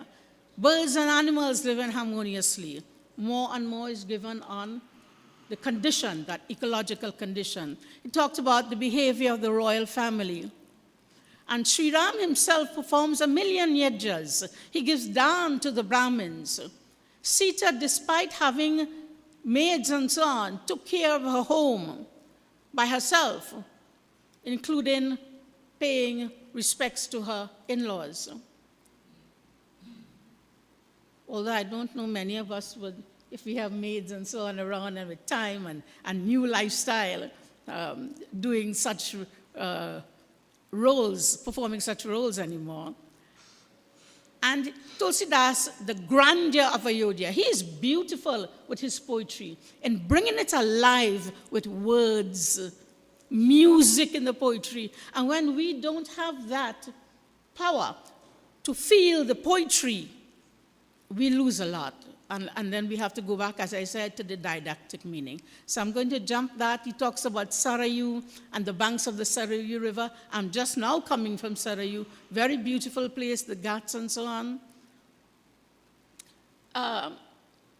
Mohandas Karamchand Gandhi advocated the global applicability of the Ramayana. He says, by Ram Raj, I mean the kingdom of God. Well, he spoke in a lot of Christian terminology. I acknowledge no other God than the one God of truth and righteousness. Whether Ram of my imagination ever lived on this earth, The ancient ideal of Ramayana is undoubtedly one of true democracy, in which the meanest citizen could be sure of swift justice without an elaborate and costly procedure. This was his idea of Ram Rajya. And he also said, the Ramayana of my dreams ensures equal rights to both prince and pauper. So the ideal was the land of dharma and a realm of peace, happiness and harmony for young and old, high and low, all creatures in a shared universal consciousness. In 2014, Narendra Modi, Prime Minister of India, reformulated the Ram Rajya vision in the phrase, Sabka Saath, Sabka Vikas, which he added later on to include the full thing, Sabka Saath, Sabka Vikas, Sakha Vishwas, can be considered as the new phrase. We say now, this is a new phase of Ram Rajya in Bharat and for all nations. How to make this Ram Rajya a reality today? Karma required. Karma niyam may be translated as the law of destiny and free will. Remember, I was given the topic destiny. Destiny and free will. It refers to, this karma refers to a cause and effect relationship that extends to human action and moral behavior. The scriptures, especially Vedanta, advocate that one should unravel the mystery of karma that would then solve the puzzle of life and mastery over it. Karma is not just because, A happened, that B will necessarily happen. If you're standing on the road and on the other side, you see a lady standing and a car pass, and after the car pass, the lady is lying on the ground. Did the car knock down the lady? Did she faint? Did she die of a heart attack? What was it? So what is karma? It's not necessarily everything A equal, A leads to B. It has a lot of nuances. The Gordian knot of self-effort and destiny. Swami Advayananda has written very beautifully, the Gordian knot is a kind of knot that in Greek mythology, where they try, if you break that knot, you rule the whole of Asia. And they try to break this knot. Alexander, most of you know him as Alexander the Great, but in India they don't call him great. He's Alexander. He's known as Alakshendra in Bharat, and in Persia he's known as Sikandar. You might have heard Sikandar in movies and so on. So Alexander was the one that broke that Gordian knot with a sword. He cut it. Nobody could unravel that knot until when he used that sword. So it's really a metaphor to try to break and understand our puzzles with new creative works and ideas, as seems to be happening always only at the Kendra in Trinidad and Tobago. Creative ways of unraveling that knot. So in order to make Ram Rajya a reality, we need to untie the knot of destiny, the knot of fate, karma, and free will. Destiny is what we make of this life by using our free will. We sometimes forget in our laziness. We say, that's my destiny, that's my karma, and we forget we have free will. Free will to navigate our karma and dharma as we pursue the four goals of life, dharma, artha, kama, and moksha. We make our destiny. It does not just happen as in a simplistic notion of cause and effect. Unfortunately, there's a lot of misunderstanding that has led to fatalism. And we fall victim to, let it be, that's the karma. To understand our destiny requires us to know the self, to know our intrinsic nature, our essential nature. And we use the lessons of life, mistakes and successes, strengths and weaknesses, to pursue those four goals of life. In the end, we would have achieved our ultimate destiny, that word destiny that I was given. We would have achieved our ultimate destiny, which is moksha. Destiny requires us to use our ability to make a good decision. So you see where it comes back to us? What decisions we make in our lives. That is what makes the destiny. And, in terms of karma, there is sanchita, prarabdha, and agama. Karma, where the karma of the past, the karma that we are experiencing now, and the karma that will unravel in the future. In the ideal state of Ram Rajya, one would pursue artha, wealth, power, resources, according to ethical and moral means. Go make money, yes. Have a nice car. Have maybe, nowadays we want one yacht and we want a second one, and now we want to fly up to the moon too. So have within your means. Yes, enjoy wealth, where you are conscious of the ethics and the means to get it. Don't steal, don't deprive. And it's not only you in your community, it's the whole cosmos.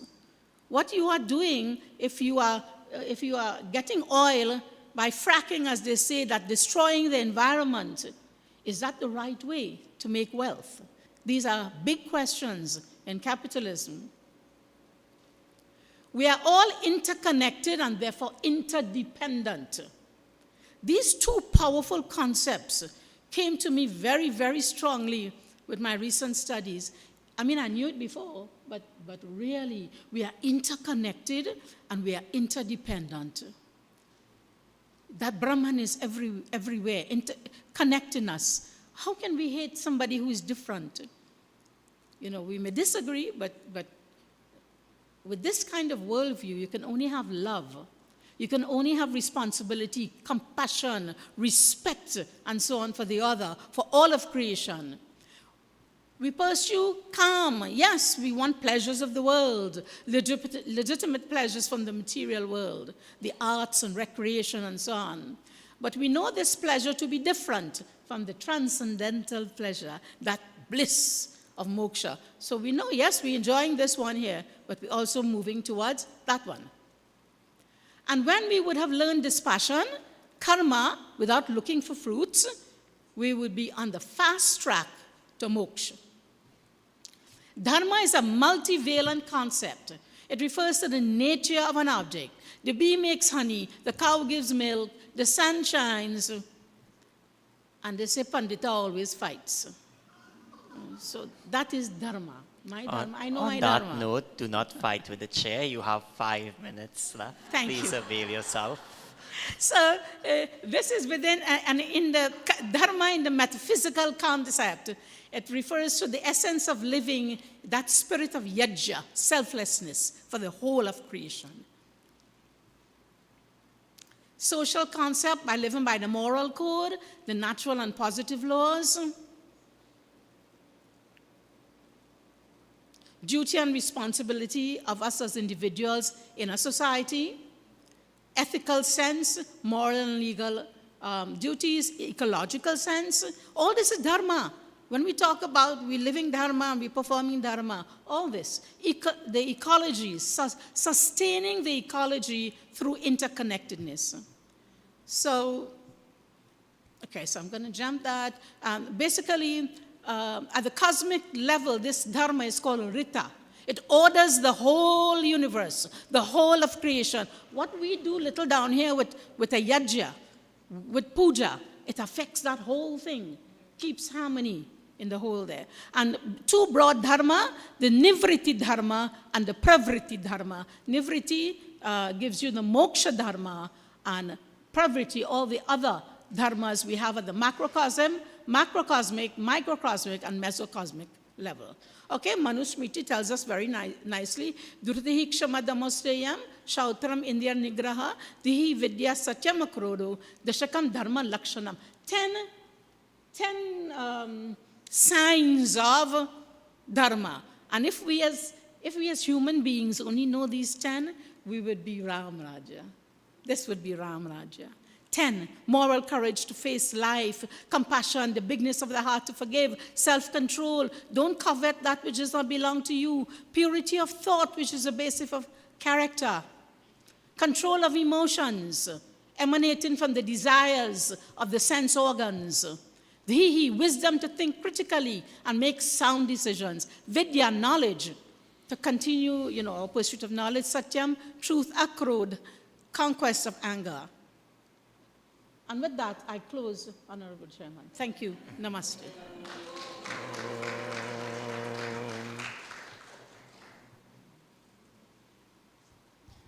Please give a round of applause to all three senators. To our present audience as well as our online audience, this is now the opportunity. We have approximately 25 minutes to half an hour open for your questions and comments. We will start with those who are present here today. Please keep the questions short and the comments shorter as we proceed. So you can signal. Sorry? Yeah, you can avail yourself to the podium to present your questions, and our senators will respond from their seats. So I leave the floor open for questions and comments.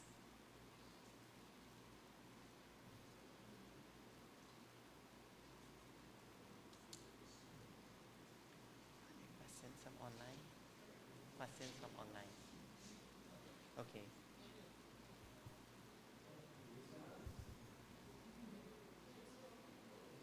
I have a cordless here. If you wish, you can pass this one around, and I would use the podium.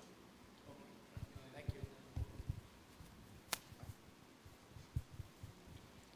you. Namaskar to all. I must first congratulate all three Puja senators. They were rather comprehensive and substantial. I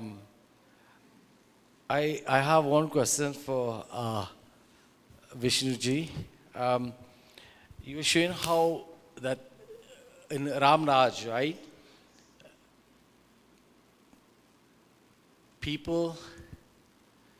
My question, sorry.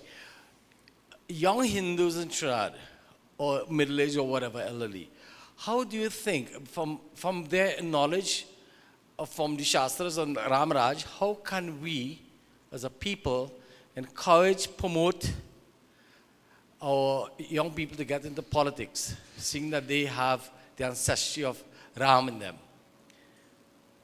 That's one question. Can I ask the other question one time? Please, go ahead. To Indrani ji, Pandita ji.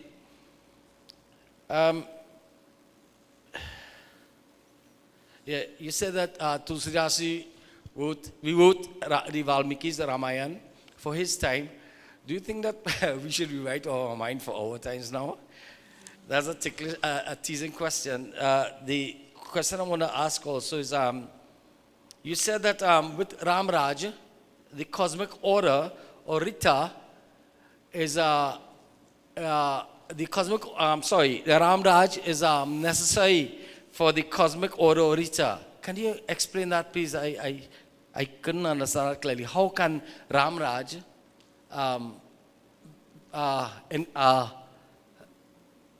be beneficial for the cosmic order? And just to ask a simple question again, did you say that Alexander's name was Sikandar, and where, please? Sikandar, and where? Oh, thank you. So I will ask Pandita ji to respond first, and then Dr. Ragoonath can respond to your first question. Thank you.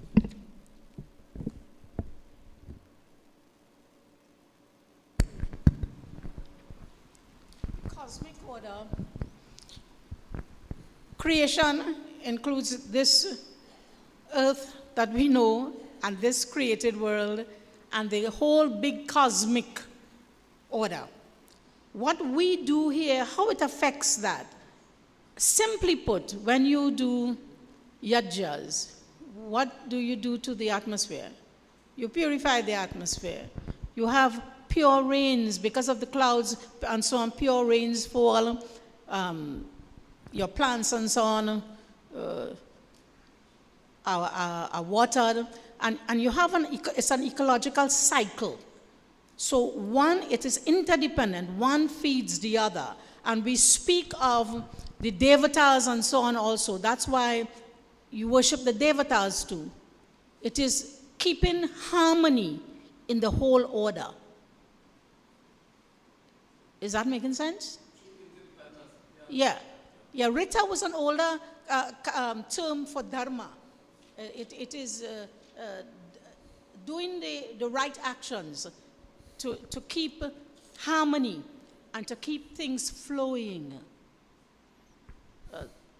Simply. Dr. Ragoonath, your question on how can we, in the context of Ram Raja, get young people involved in politics in Trinidad and Tobago? I am not sure I have an answer to that question, but merely to say that, in fact, just before we came to this table here, we were at the table in the back, and we were talking about the need for the young people to be schooled in understanding.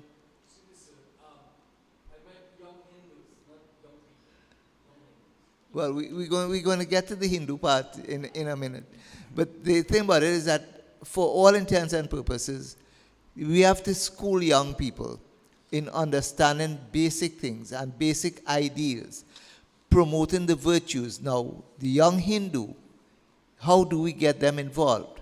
Again, this is where we now have to get back to get them to understand the ideals and the virtues of their dharma, of satya, of respect, all of those things.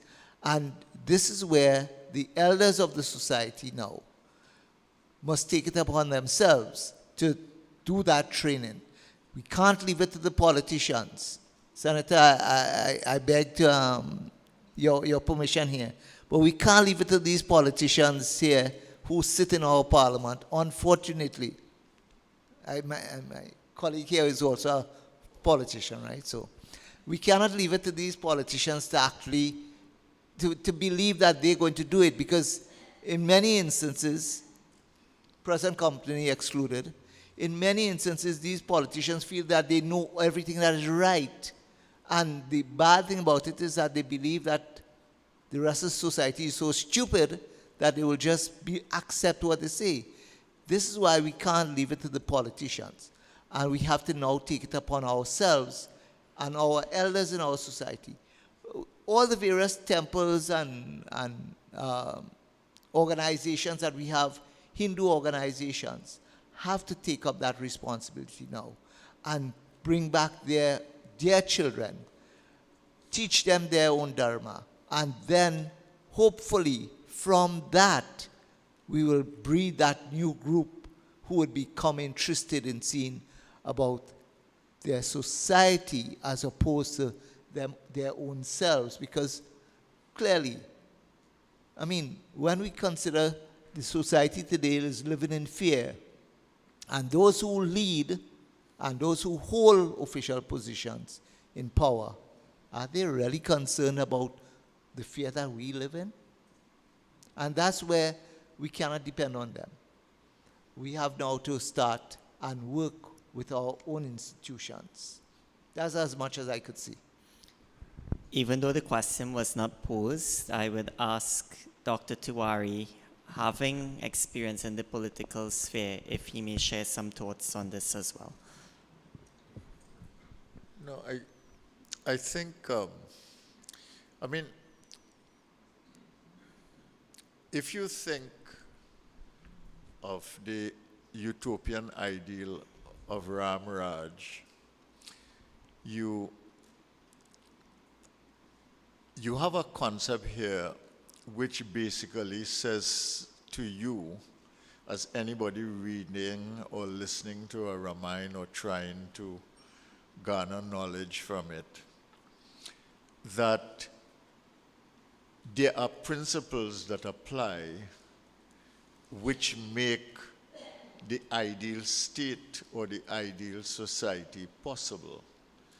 And that starts with essential principles, and Pandita Indrani outlined some of them when she talked here. And more than that, it demands certain standards of leadership, all right, starting with basic ethical conduct and the things that derive from that. I think when you look at societies almost everywhere, you see that we have fallen very badly. Some societies have fallen much worse than others. And Trinidad and Tobago is a case in which basically the population wants to run away from the political elite in Trinidad and Tobago. So we have fallen tremendously. So the question is, how do you get principle back into consideration for action in politics?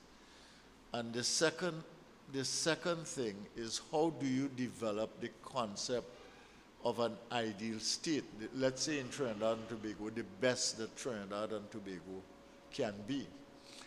And the only way I think that you can do that is that you've got to start with first principles. You're not going to get that from any of the existing political parties. I don't know if you will disagree with me, but I find it hard to see how you are going to get it from the existing political parties and the existing leadership. The fall has been too severe, in my view. And it has been so severe that if you try to make an attempt to reform or uplift any of them, you are not likely to survive. So I think that what you need is a dedicated long-term effort with young people. We could start in the Hindu community, starting with the essential principles of Ram Raj, the ethical conduct of Ram as a human being, Lord Rama, Sri Ram as a human being, but also to make the connection between action on earth and the whole purpose of spirit and its connection with spiritual attainment, because that is the centerpiece of Hindu Dharma, which is that you act in the human race on earth, in family, in community, in society, to meet the requirements of the highest standards, but that in so doing, you also uplift yourself and the community and civilization spiritually. So we could start there. We have a foundation, a basis on which to do that within the Hindu community.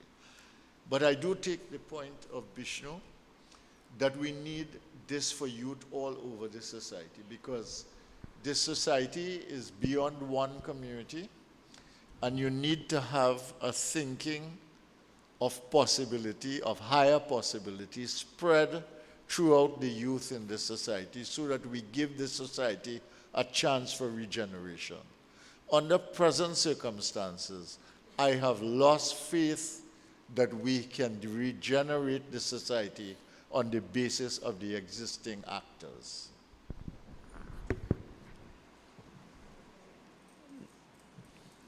Who is next? This gentleman in the back has his hand raised. I don't know if someone can assist with getting the microphone to him.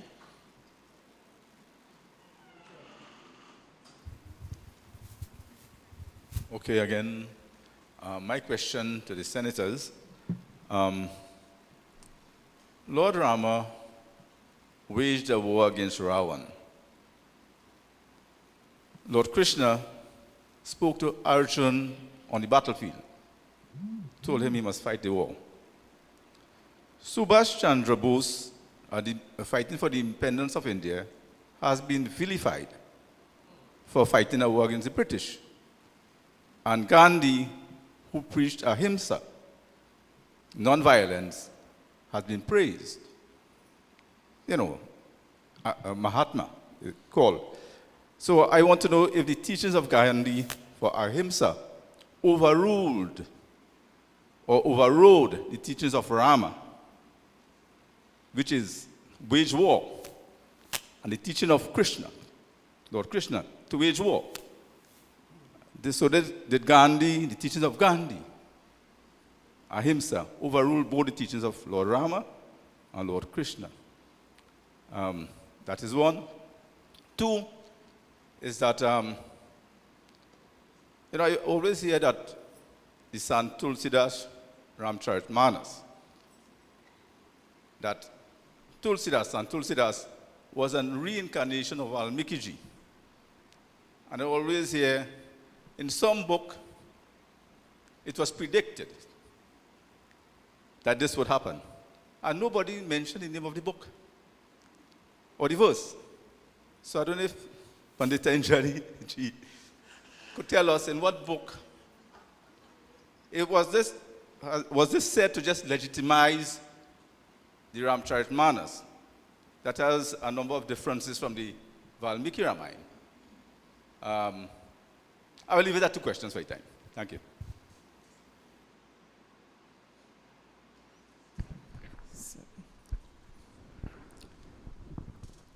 What was the second question? The book. See, we are not a book tradition people, right? We don't all know one book, 10 rules kind of thing. Ramayana comes in the Itihasa category of literature. You have Ved, and then you have the Upanishads, different categories, Smritis, and Ramayana is Itihas, where it tells it is historical, but it tells the story in imaginative ways, right? So where the common man, people can better understand, as Dr. Tewarie was explaining. And that is what caught the whole society. Not the dry didactic teachings, but this beauty of the story. And people have the freedom to tell the story in their own style according to their culture. I remember listening to Ramlila in San Fernando, and Pandit Vishnu was the leader of that Ramlila, and they had a nice little piece of talking about Sita and Ram and the exile and so on, and the story was the man threw out his wife from the house, and he said, "You think I stupid like Ram to take you back?" So he was telling she had done something and threw her out, and he said, "You think I'm stupid?" But how he read it, how he saw it, it's not he's saying Ram's stupid, but they interpret it in their own situation. Now there are so many, the folk telling of Ramayana throughout India varies. I don't know of any book that says it was so ordained or so told. Now there's a word, I'm trying to remember the word, Dr. Tewarie might remember, when we take literature and we over-embellish it to make it tell a story. Forget the word. Yeah, it's a term, a literary term, where they embellish it a lot. They say plenty about it. That's not true literally, but poetically grand, poetically true. So maybe that's what happened there. I know of no book where such things. Modern metaphor there's a genre of literature that is like that. I forget the term. Does that lead towards it? I don't know of any book. Like I said, we are not a book It's like tradition. a palastuti in our tradition, huh? Sorry? Palastuti in our tradition. Uh-huh. Like how at the end of the literature, you say what are the greatness and the benefits of doing this or studying this or telling this. No, it's not falashruti. It's a category, I forget the word. The question was, could you name, was Valmiki, was Sant Tulsidas a reincarnation? That was the question. I got it. That's great discussion. That's great discussion. But it is said, it is believed that Gandhi ji was an agent of the British. Okay, and actually Mahatma was not given to Gandhi by anybody in India. I saw the letter where it says, the British are saying, from now on you call him Mahatma. Now remember, this is India. Whatever spiritual you do, religious term you put, the people will go with that. As Dr. Tewarie was saying here, when we're doing something, we want to know it connected also to something, spiritual. So he used that Mahatma to grab the love and devotion of the people, and ahimsa, it is said, ahimsa is our highest dharma. Ultimately it is, because we are not supposed to have pain and violence. Pain and suffering are the two major problems of living, pain and suffering. And all our philosophies is how to overcome that. So even the ant, you're not supposed to kill. We go to the extreme of not killing, but we kill to eat, to survive. And you do prayers and so on before you do that, but you're still incurring karma. But less karma by killing the tree than killing the animal, kind of thing. You're still killing. So ahimsa caught the people. And it was really a political thing, because they didn't want enlightened fellas saying, be like Rama or listen to Krishna and go forth. Remember, it was a colonized society. The people were not free to think. Few of them could think. It is now, it is now in Modi's time, that we are coming out of the colonized mindset. It is shaking up India with the bright young people that are speaking out. Sai Deepak and all these people, you all should be listening to. That's shaking up that theory of what is, ahimsa and violence. Yes, we need violence. We need violence. It's necessary in certain situations. And the whole of life is not all beauty and good. It's two sides.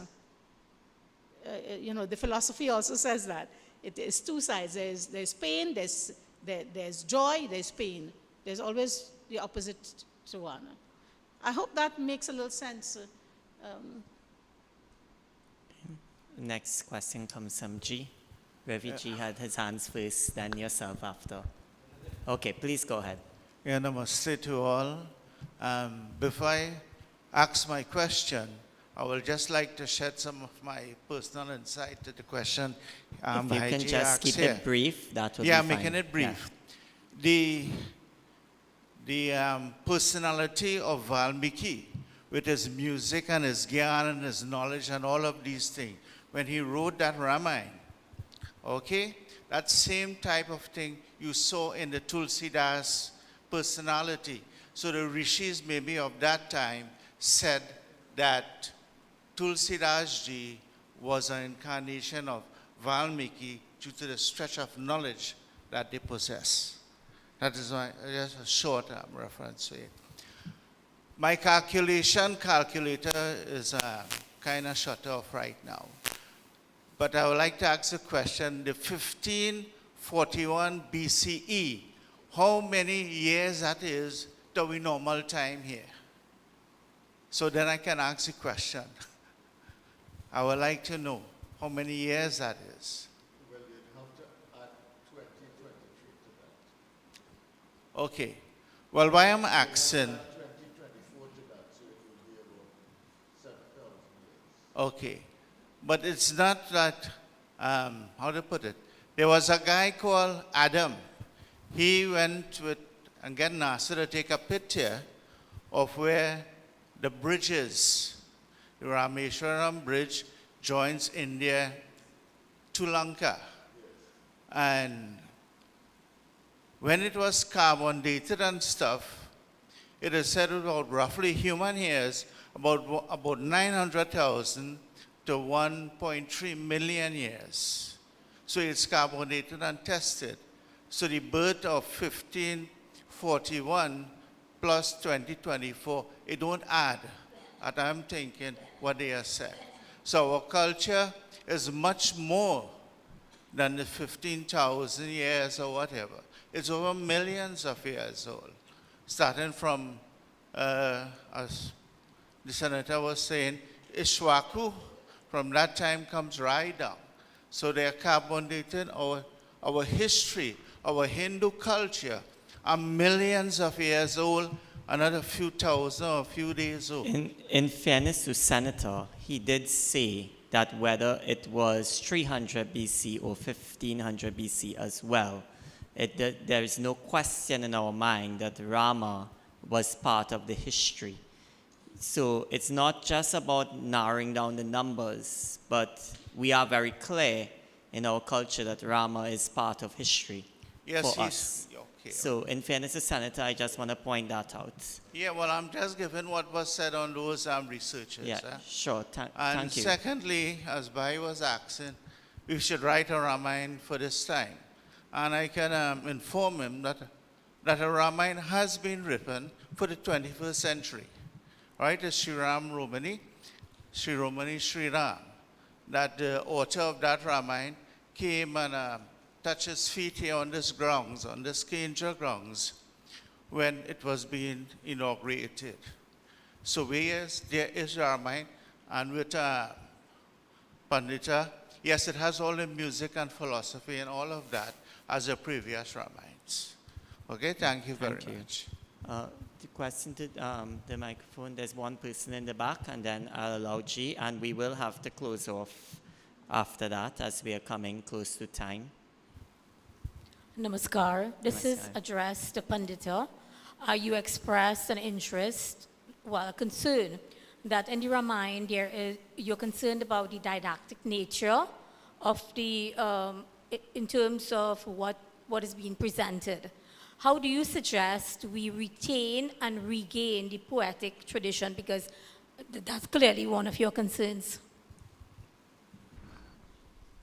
Well, I would say, lobby to UNESCO and the government for the funding for your ancestral languages. It is considered a human right, the right of the child to ancestral language. Language is if you don't know Sanskrit, you can't enjoy the beauty of how, just like English, like a pun in a word. If you don't know it, if you don't know English, you can't enjoy double entendre, like you have, Calypso has a lot of that. If you don't know that, you can't enjoy it. So it has to be language.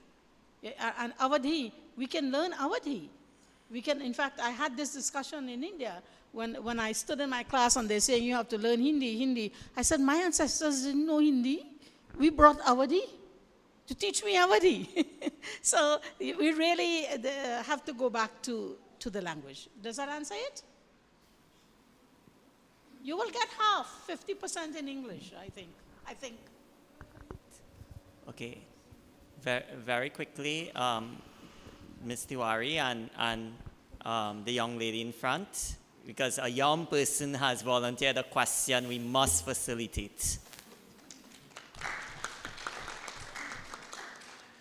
I just want to congratulate all three senators, one being very personal to me, and to congratulate and show respect to Pandita Indrani for having been a founding member of the Hindu Women's Organization in Trinidad and Tobago. I also want to make just one slight correction to Dr. Ragoonath in that when he said that Dr. Tewarie was a politician, he said he is a politician. I want to correct him by saying he was a politician and he is now a very concerned citizen of Trinidad and Tobago. Thank you. Clearly there's some directives being administered as well in this public forum. So please go ahead. Namaskar. So my question is to Dr. Tewarie ji, and whichever senator it is also applicable to. How was Bharat able to govern as well as be a representative of Sri Ram outside of the kingdom when Sri Ram was nowhere near Ayodhya and in Banvas? How was he capable of achieving Ram Rajya before Sri Ram was actually the Maharaj?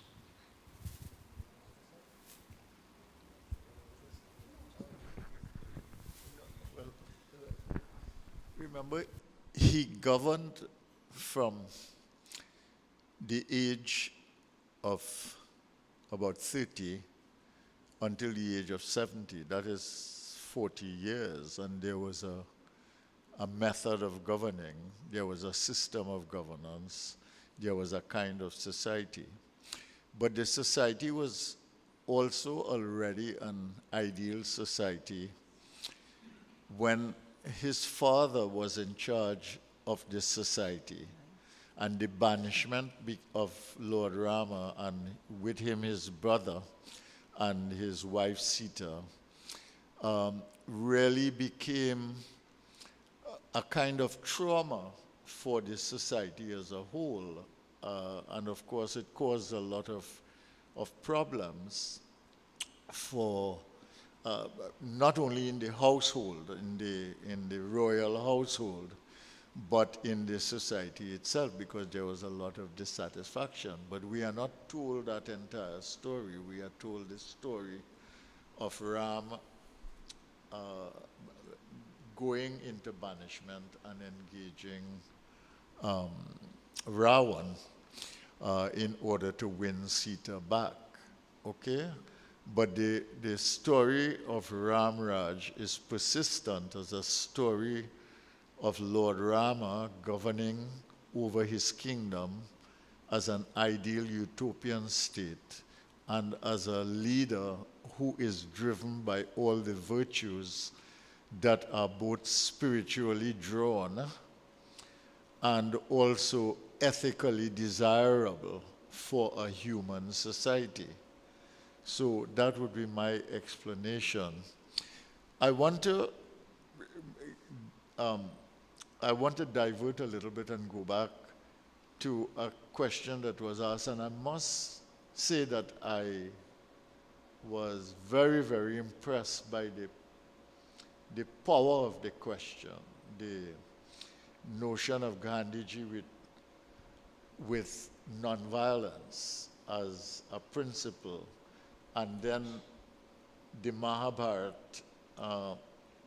as a scene of war between families, and then Lord Rama, of course, leading battle against Ravan in order to regain Sita. Now, I think it is a very deep question. I want to perhaps I'll differ a little bit from Pandita Indrani. In the case of Gandhiji, in my view, besides his delving deeply into Hindu philosophy to find a handle that could give power to his movement and leadership and coherence to it around the principle of nonviolence, he was a very astute politician, and he would have been living under colonial times, and he knew that violence against the British would lead to a massacre of his people. I mean, they would have been, the war waged by the British, I mean, the lives of Indian people would have meant nothing to them. But violence became a moral force, a moral power, in order to deal with the colonial power. It was something, you might call it strategy, which drew on culture and philosophy and identified with the ethos of the people that they would identify, that gave them a different kind of power. All right? I felt it, I feel, and he was also influenced by other things that were going on. You know, Henry David Thoreau in the United States was writing about civil disobedience. He himself was influenced by Gandhi. You had the Russian writer, I forget his name now, Tolstoy, who was also influenced by Gandhi, but who also influenced by Gandhi. And Pandita Indrani also mentioned that there were a lot of Christian influences on Gandhi as well. And for that reason, from time to time, he would read the Bible. I would only say this in relation to my understanding of Hinduism, which is that evil exists. within the Hindu tradition, there is ample evidence in almost every piece of scripture, every work that is done, that evil exists and is a force that has to be dealt with and to be confronted.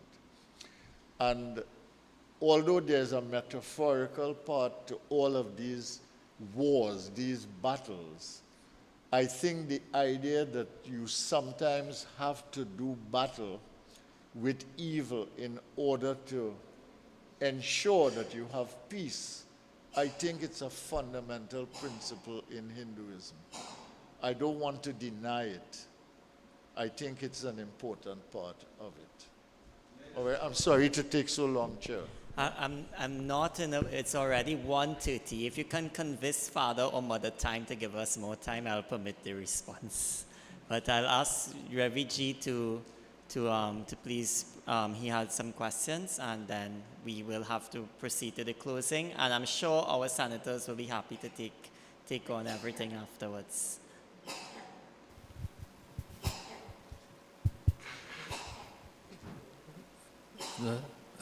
Right, yeah. Jai Sri Ram. Jai Sri Ram. 2-3 things. The discussion on Gandhiji and that the politics of it, I think it's a nice subject to recall you all for a very serious discussion on that. I was a Gandhi Bhakt until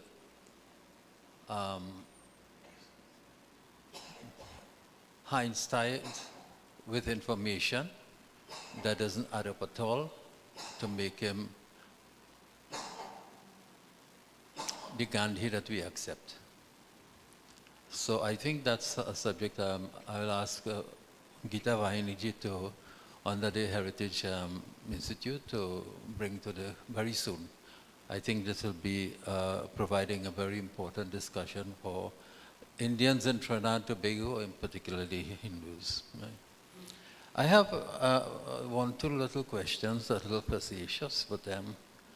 Why is it that Hindu politicians in Trinidad and Tobago, on the platform when they're speaking, they're easy to quote from the Bible and not from the Ramayana? So that's one. The second thing is that more directed to both of you because you are embedded in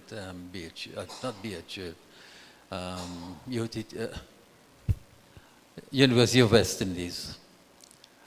What was the compelling reason for people who have studied and become doctors and now are in the system at BHU not to think or act in the direction of advocating, at least, for the Ramayana to be taught at the university?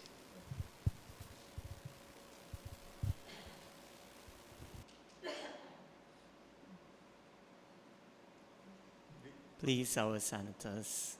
I think Dr. Tewarie, the second question may be more apt for yourself as a former principal. Well, no, there is no justification for it not being taught at all. When I was 19 years old, I went to an American university and I did a course on comparative religions.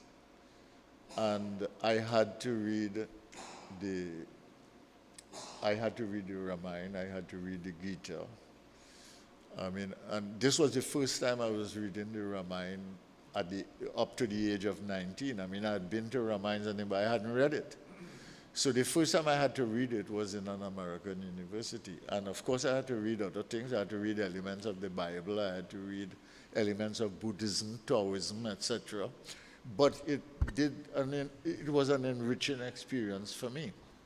So there is nothing, especially in a multicultural society like Trinidad and Tobago, that prevents the Ramayana and other texts from being taught here. And it is a tragedy that we do not teach comparative religion.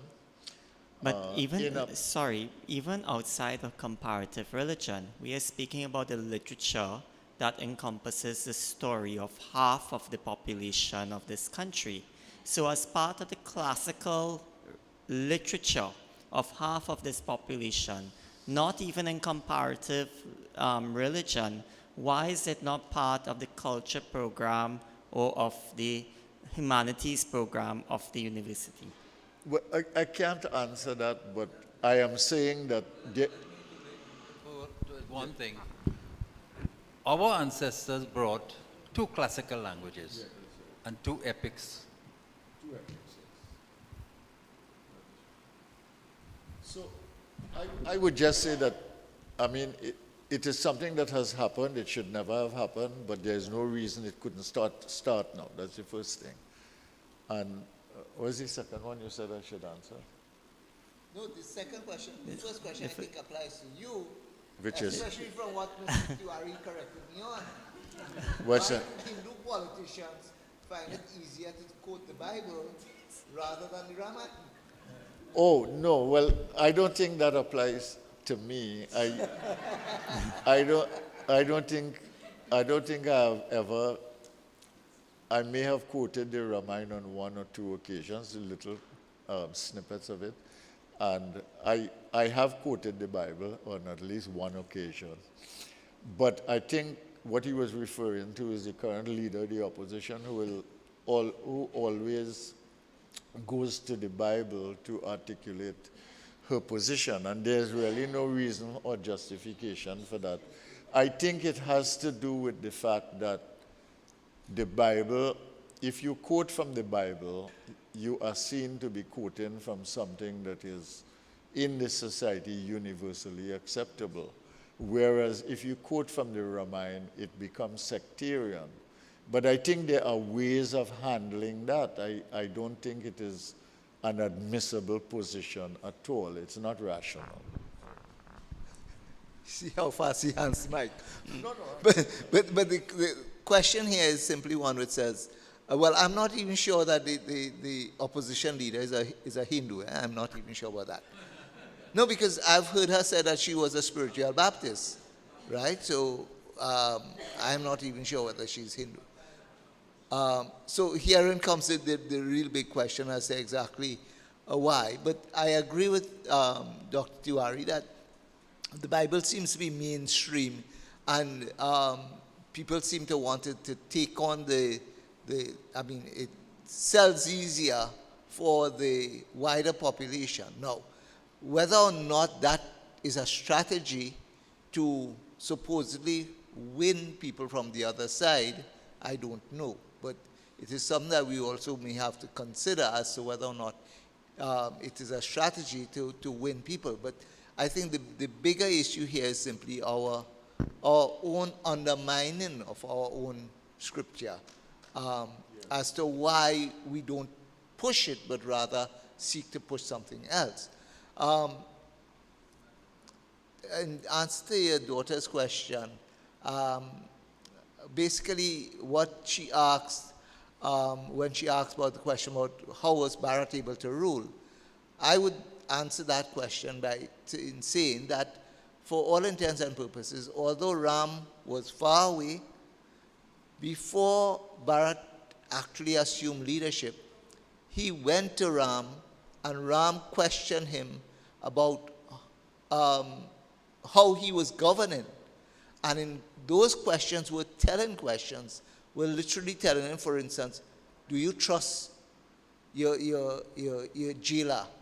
Are your judges operating impartially?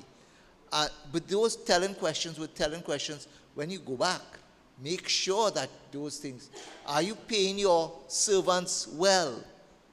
Questions like that would impact and explore the fact that once you go back and you actually sit in the throne, or well, at least take charge of governance, you are able to follow those things. And that's part of the Ram Raj that we could talk about how Bharat was able to rule Ayodhya in that context. Our host has indicated that time has come, but I just want to raise the concern of this chair that you've just said something there about maybe the Bible is seen as universally acceptable and the Ramayana may be seen as sectarian. I just, as closing comments from each panelist, are we running the fear that Ram Rajya as an aspiration for Trinidad and Tobago will be classed as being sectarian and therefore not universal for our country? If you can make a quick comment as we close, and I pass on to Agnya Kari No, I afterwards. think that this is a desirable concept because it really is a utopian state. It's what it talks about, and it's a place of ideal conduct and ideal relations among the elements of a state and a society.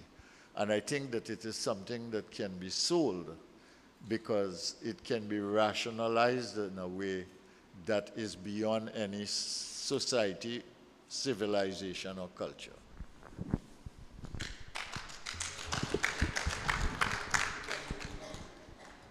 Thank you very much. As we come to the close of today's Senate, on behalf of the Varsha Pratipada Sansad Committee, I thank all of you, our honored and distinguished members and guests, our senators, and all the many sevaks who made this event possible. Sanatan Dharma demands that we answer its call and keep the conversation going. This year's theme, Ram Raj through Ram Kaaj, fulfilling duties to revive a nation, speaks to all persons in this nation, from the citizen in whichever walk of life, even the Dhobi to the Raj, Prime Minister and President, and those who carry the responsibility of leadership and management of this land of 1.4 million people called Trinidad and Tobago. Please share your thoughts that you may have come out of today's thrilling conversation with us, so that our voices do not become weak, but we grow in strength via email or WhatsApp as displayed on the screen. And on Sunday, 31st March 2024, the annual Varsha Pratipada Sansad Parliament of the Hindu New Year will be hosted at 11 a.m. right here at the Hindu Prachar Kendra. This will be an in-person event. We will delve further into the theme, as well as be blessed with the perspective of our Marg Darshak, Puja Swami Prakashanandaji, after deliberations on everything presented in today's Senate and the resolutions that come out of it. We look forward to your attendance and urge you to invite other members of your organization and any other seekers of Sanatan Dharma to participate. As we know, Varsha Pratipada Sansad is not a single event, but rather a continued dharmic vision and offering of service to our nation and the world. Vasudhaiva Kutumbakam, the world is one family. May we all learn and serve together as one family and bring the infinite riches of wisdom and love embedded in Sanatan Dharma to all. Dr. Sri Raviji has requested a few minutes to address this honorable Sabha.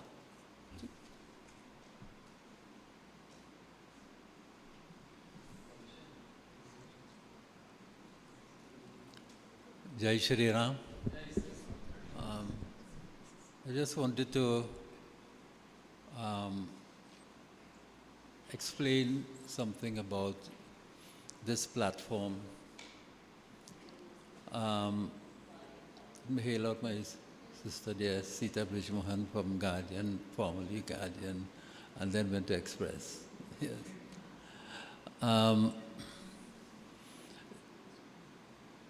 What is going on here was part of the conversation that was going on there. And if you see what Varsha Pratipada is about, it is located on Varsha Pratipada, the Hindu New Year, which was to make the Hindu New Year known to our people and to celebrate it and to explore it.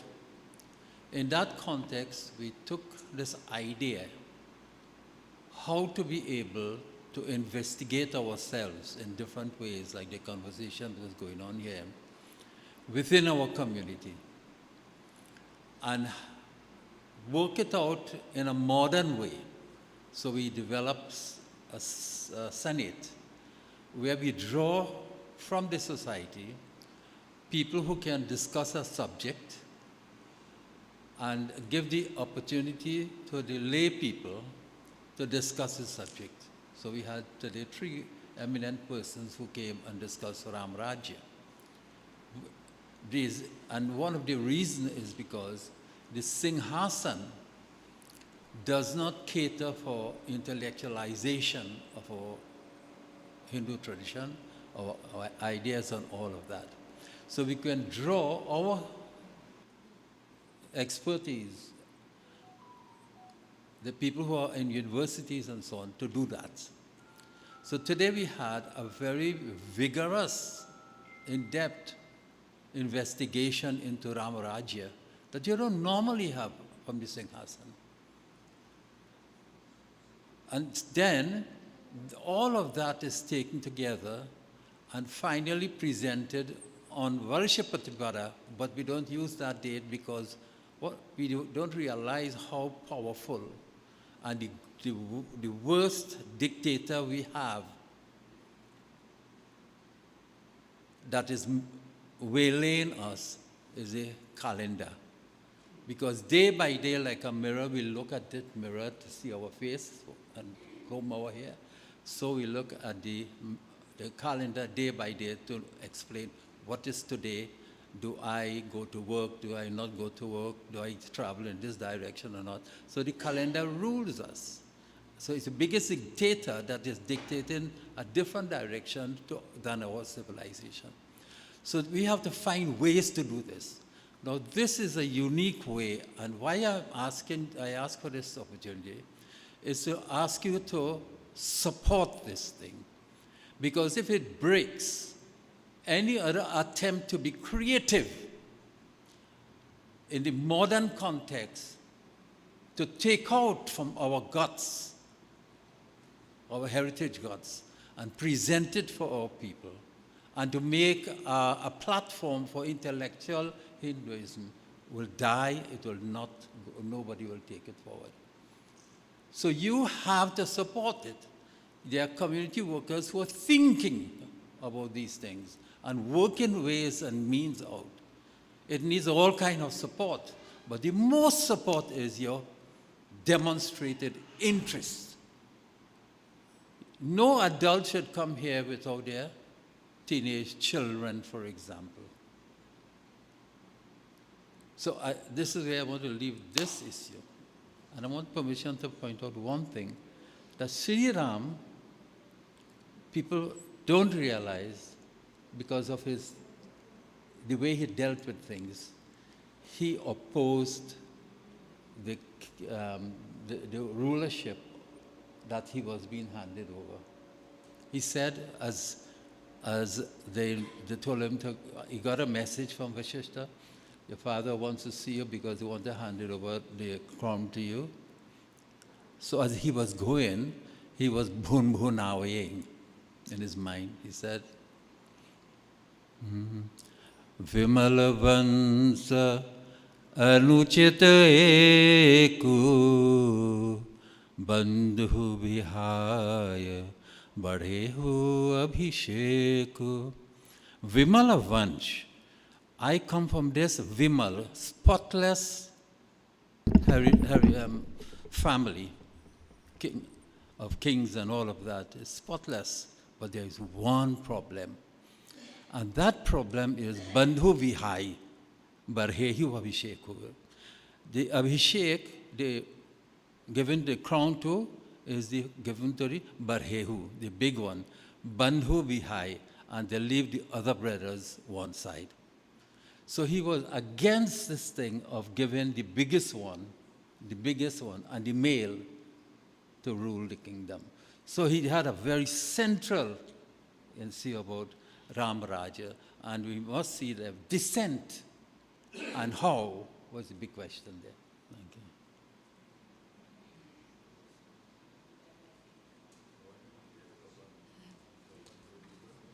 you. So I am here to close because as Sabhapati said, I was busy doing this at the back. But because this topic is so close to our hearts, there are just two things I want to say before I do pratna, we close with mantra, the announcements and Dvaj Pranam, right? And I thought it was very telling that we are really in trouble when Kamla Tiwari ji said, Dr. Tiwari is not a politician, he is a concerned citizen. Did you all get that? Okay. So I thought I'll point it out. And the second thing is Ram Raj about Ram?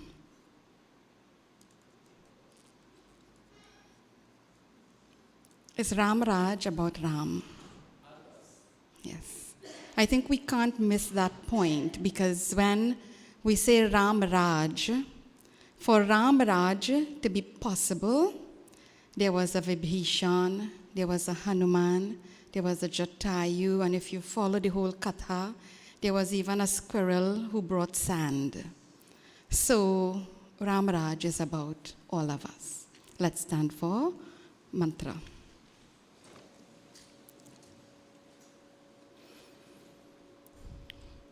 Om Sahana Bhavatu Sahana Bhunaktu Sahaviryam Karvavahai Tejasvina Vadhitamastu Ma Vidvishavahai.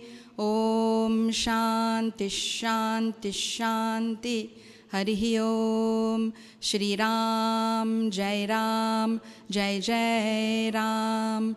Shri Ram Jai Ram Jai Jai Ram. Shri Ram Jai Ram Jai Jai Ram. Boliye Siapati Ramchandra ki, Pavan Putra Hanuman ki, Goswami Tulsidas ki, Jagadambe Mata ki, Trinidad और टबेगो देश की, बोलिए श्री सत्य सनातन धर्म की जय. Jai Jai Sitaram. We'll have Dvaj Pranam.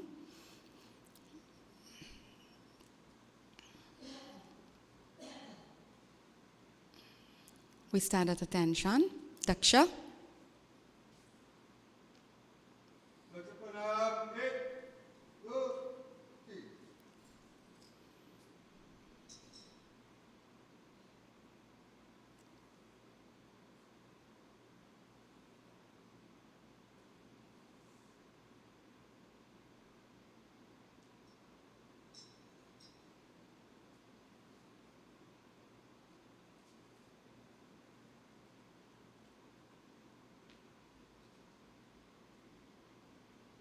Arama, Upavisha, please take your seats. Three very quick announcements. When Raviji referred to the calendar being a dictator or a tyrant, he forgot an important word.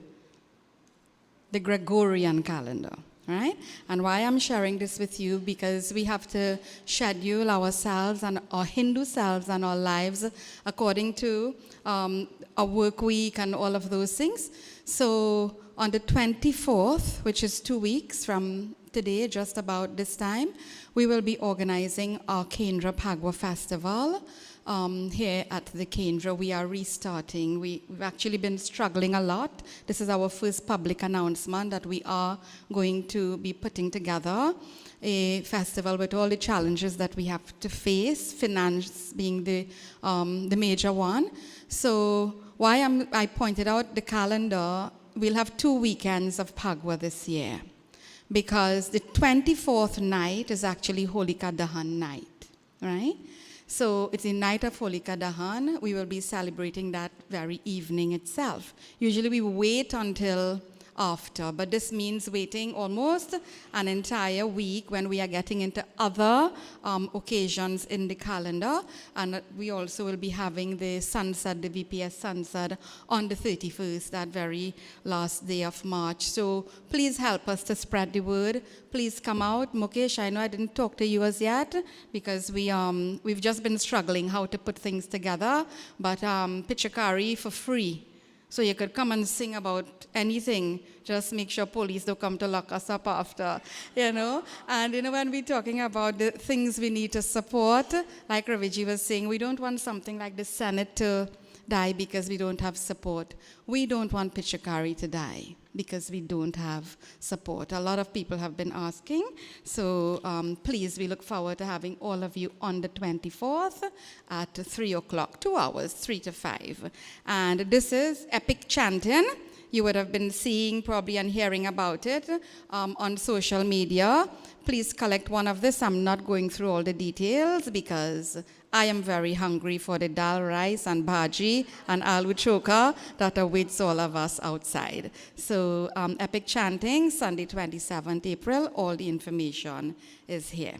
Let's stand for Bhojan Mantra and then we'll disperse. We go outside and we go into the Heritage Building for our lunch.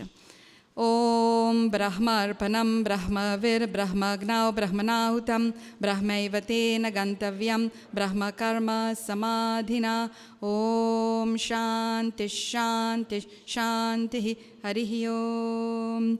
Jai Shri Ram. Thank you everyone. Okay, sure, for one photo. Yes. Okay, Sabhapati.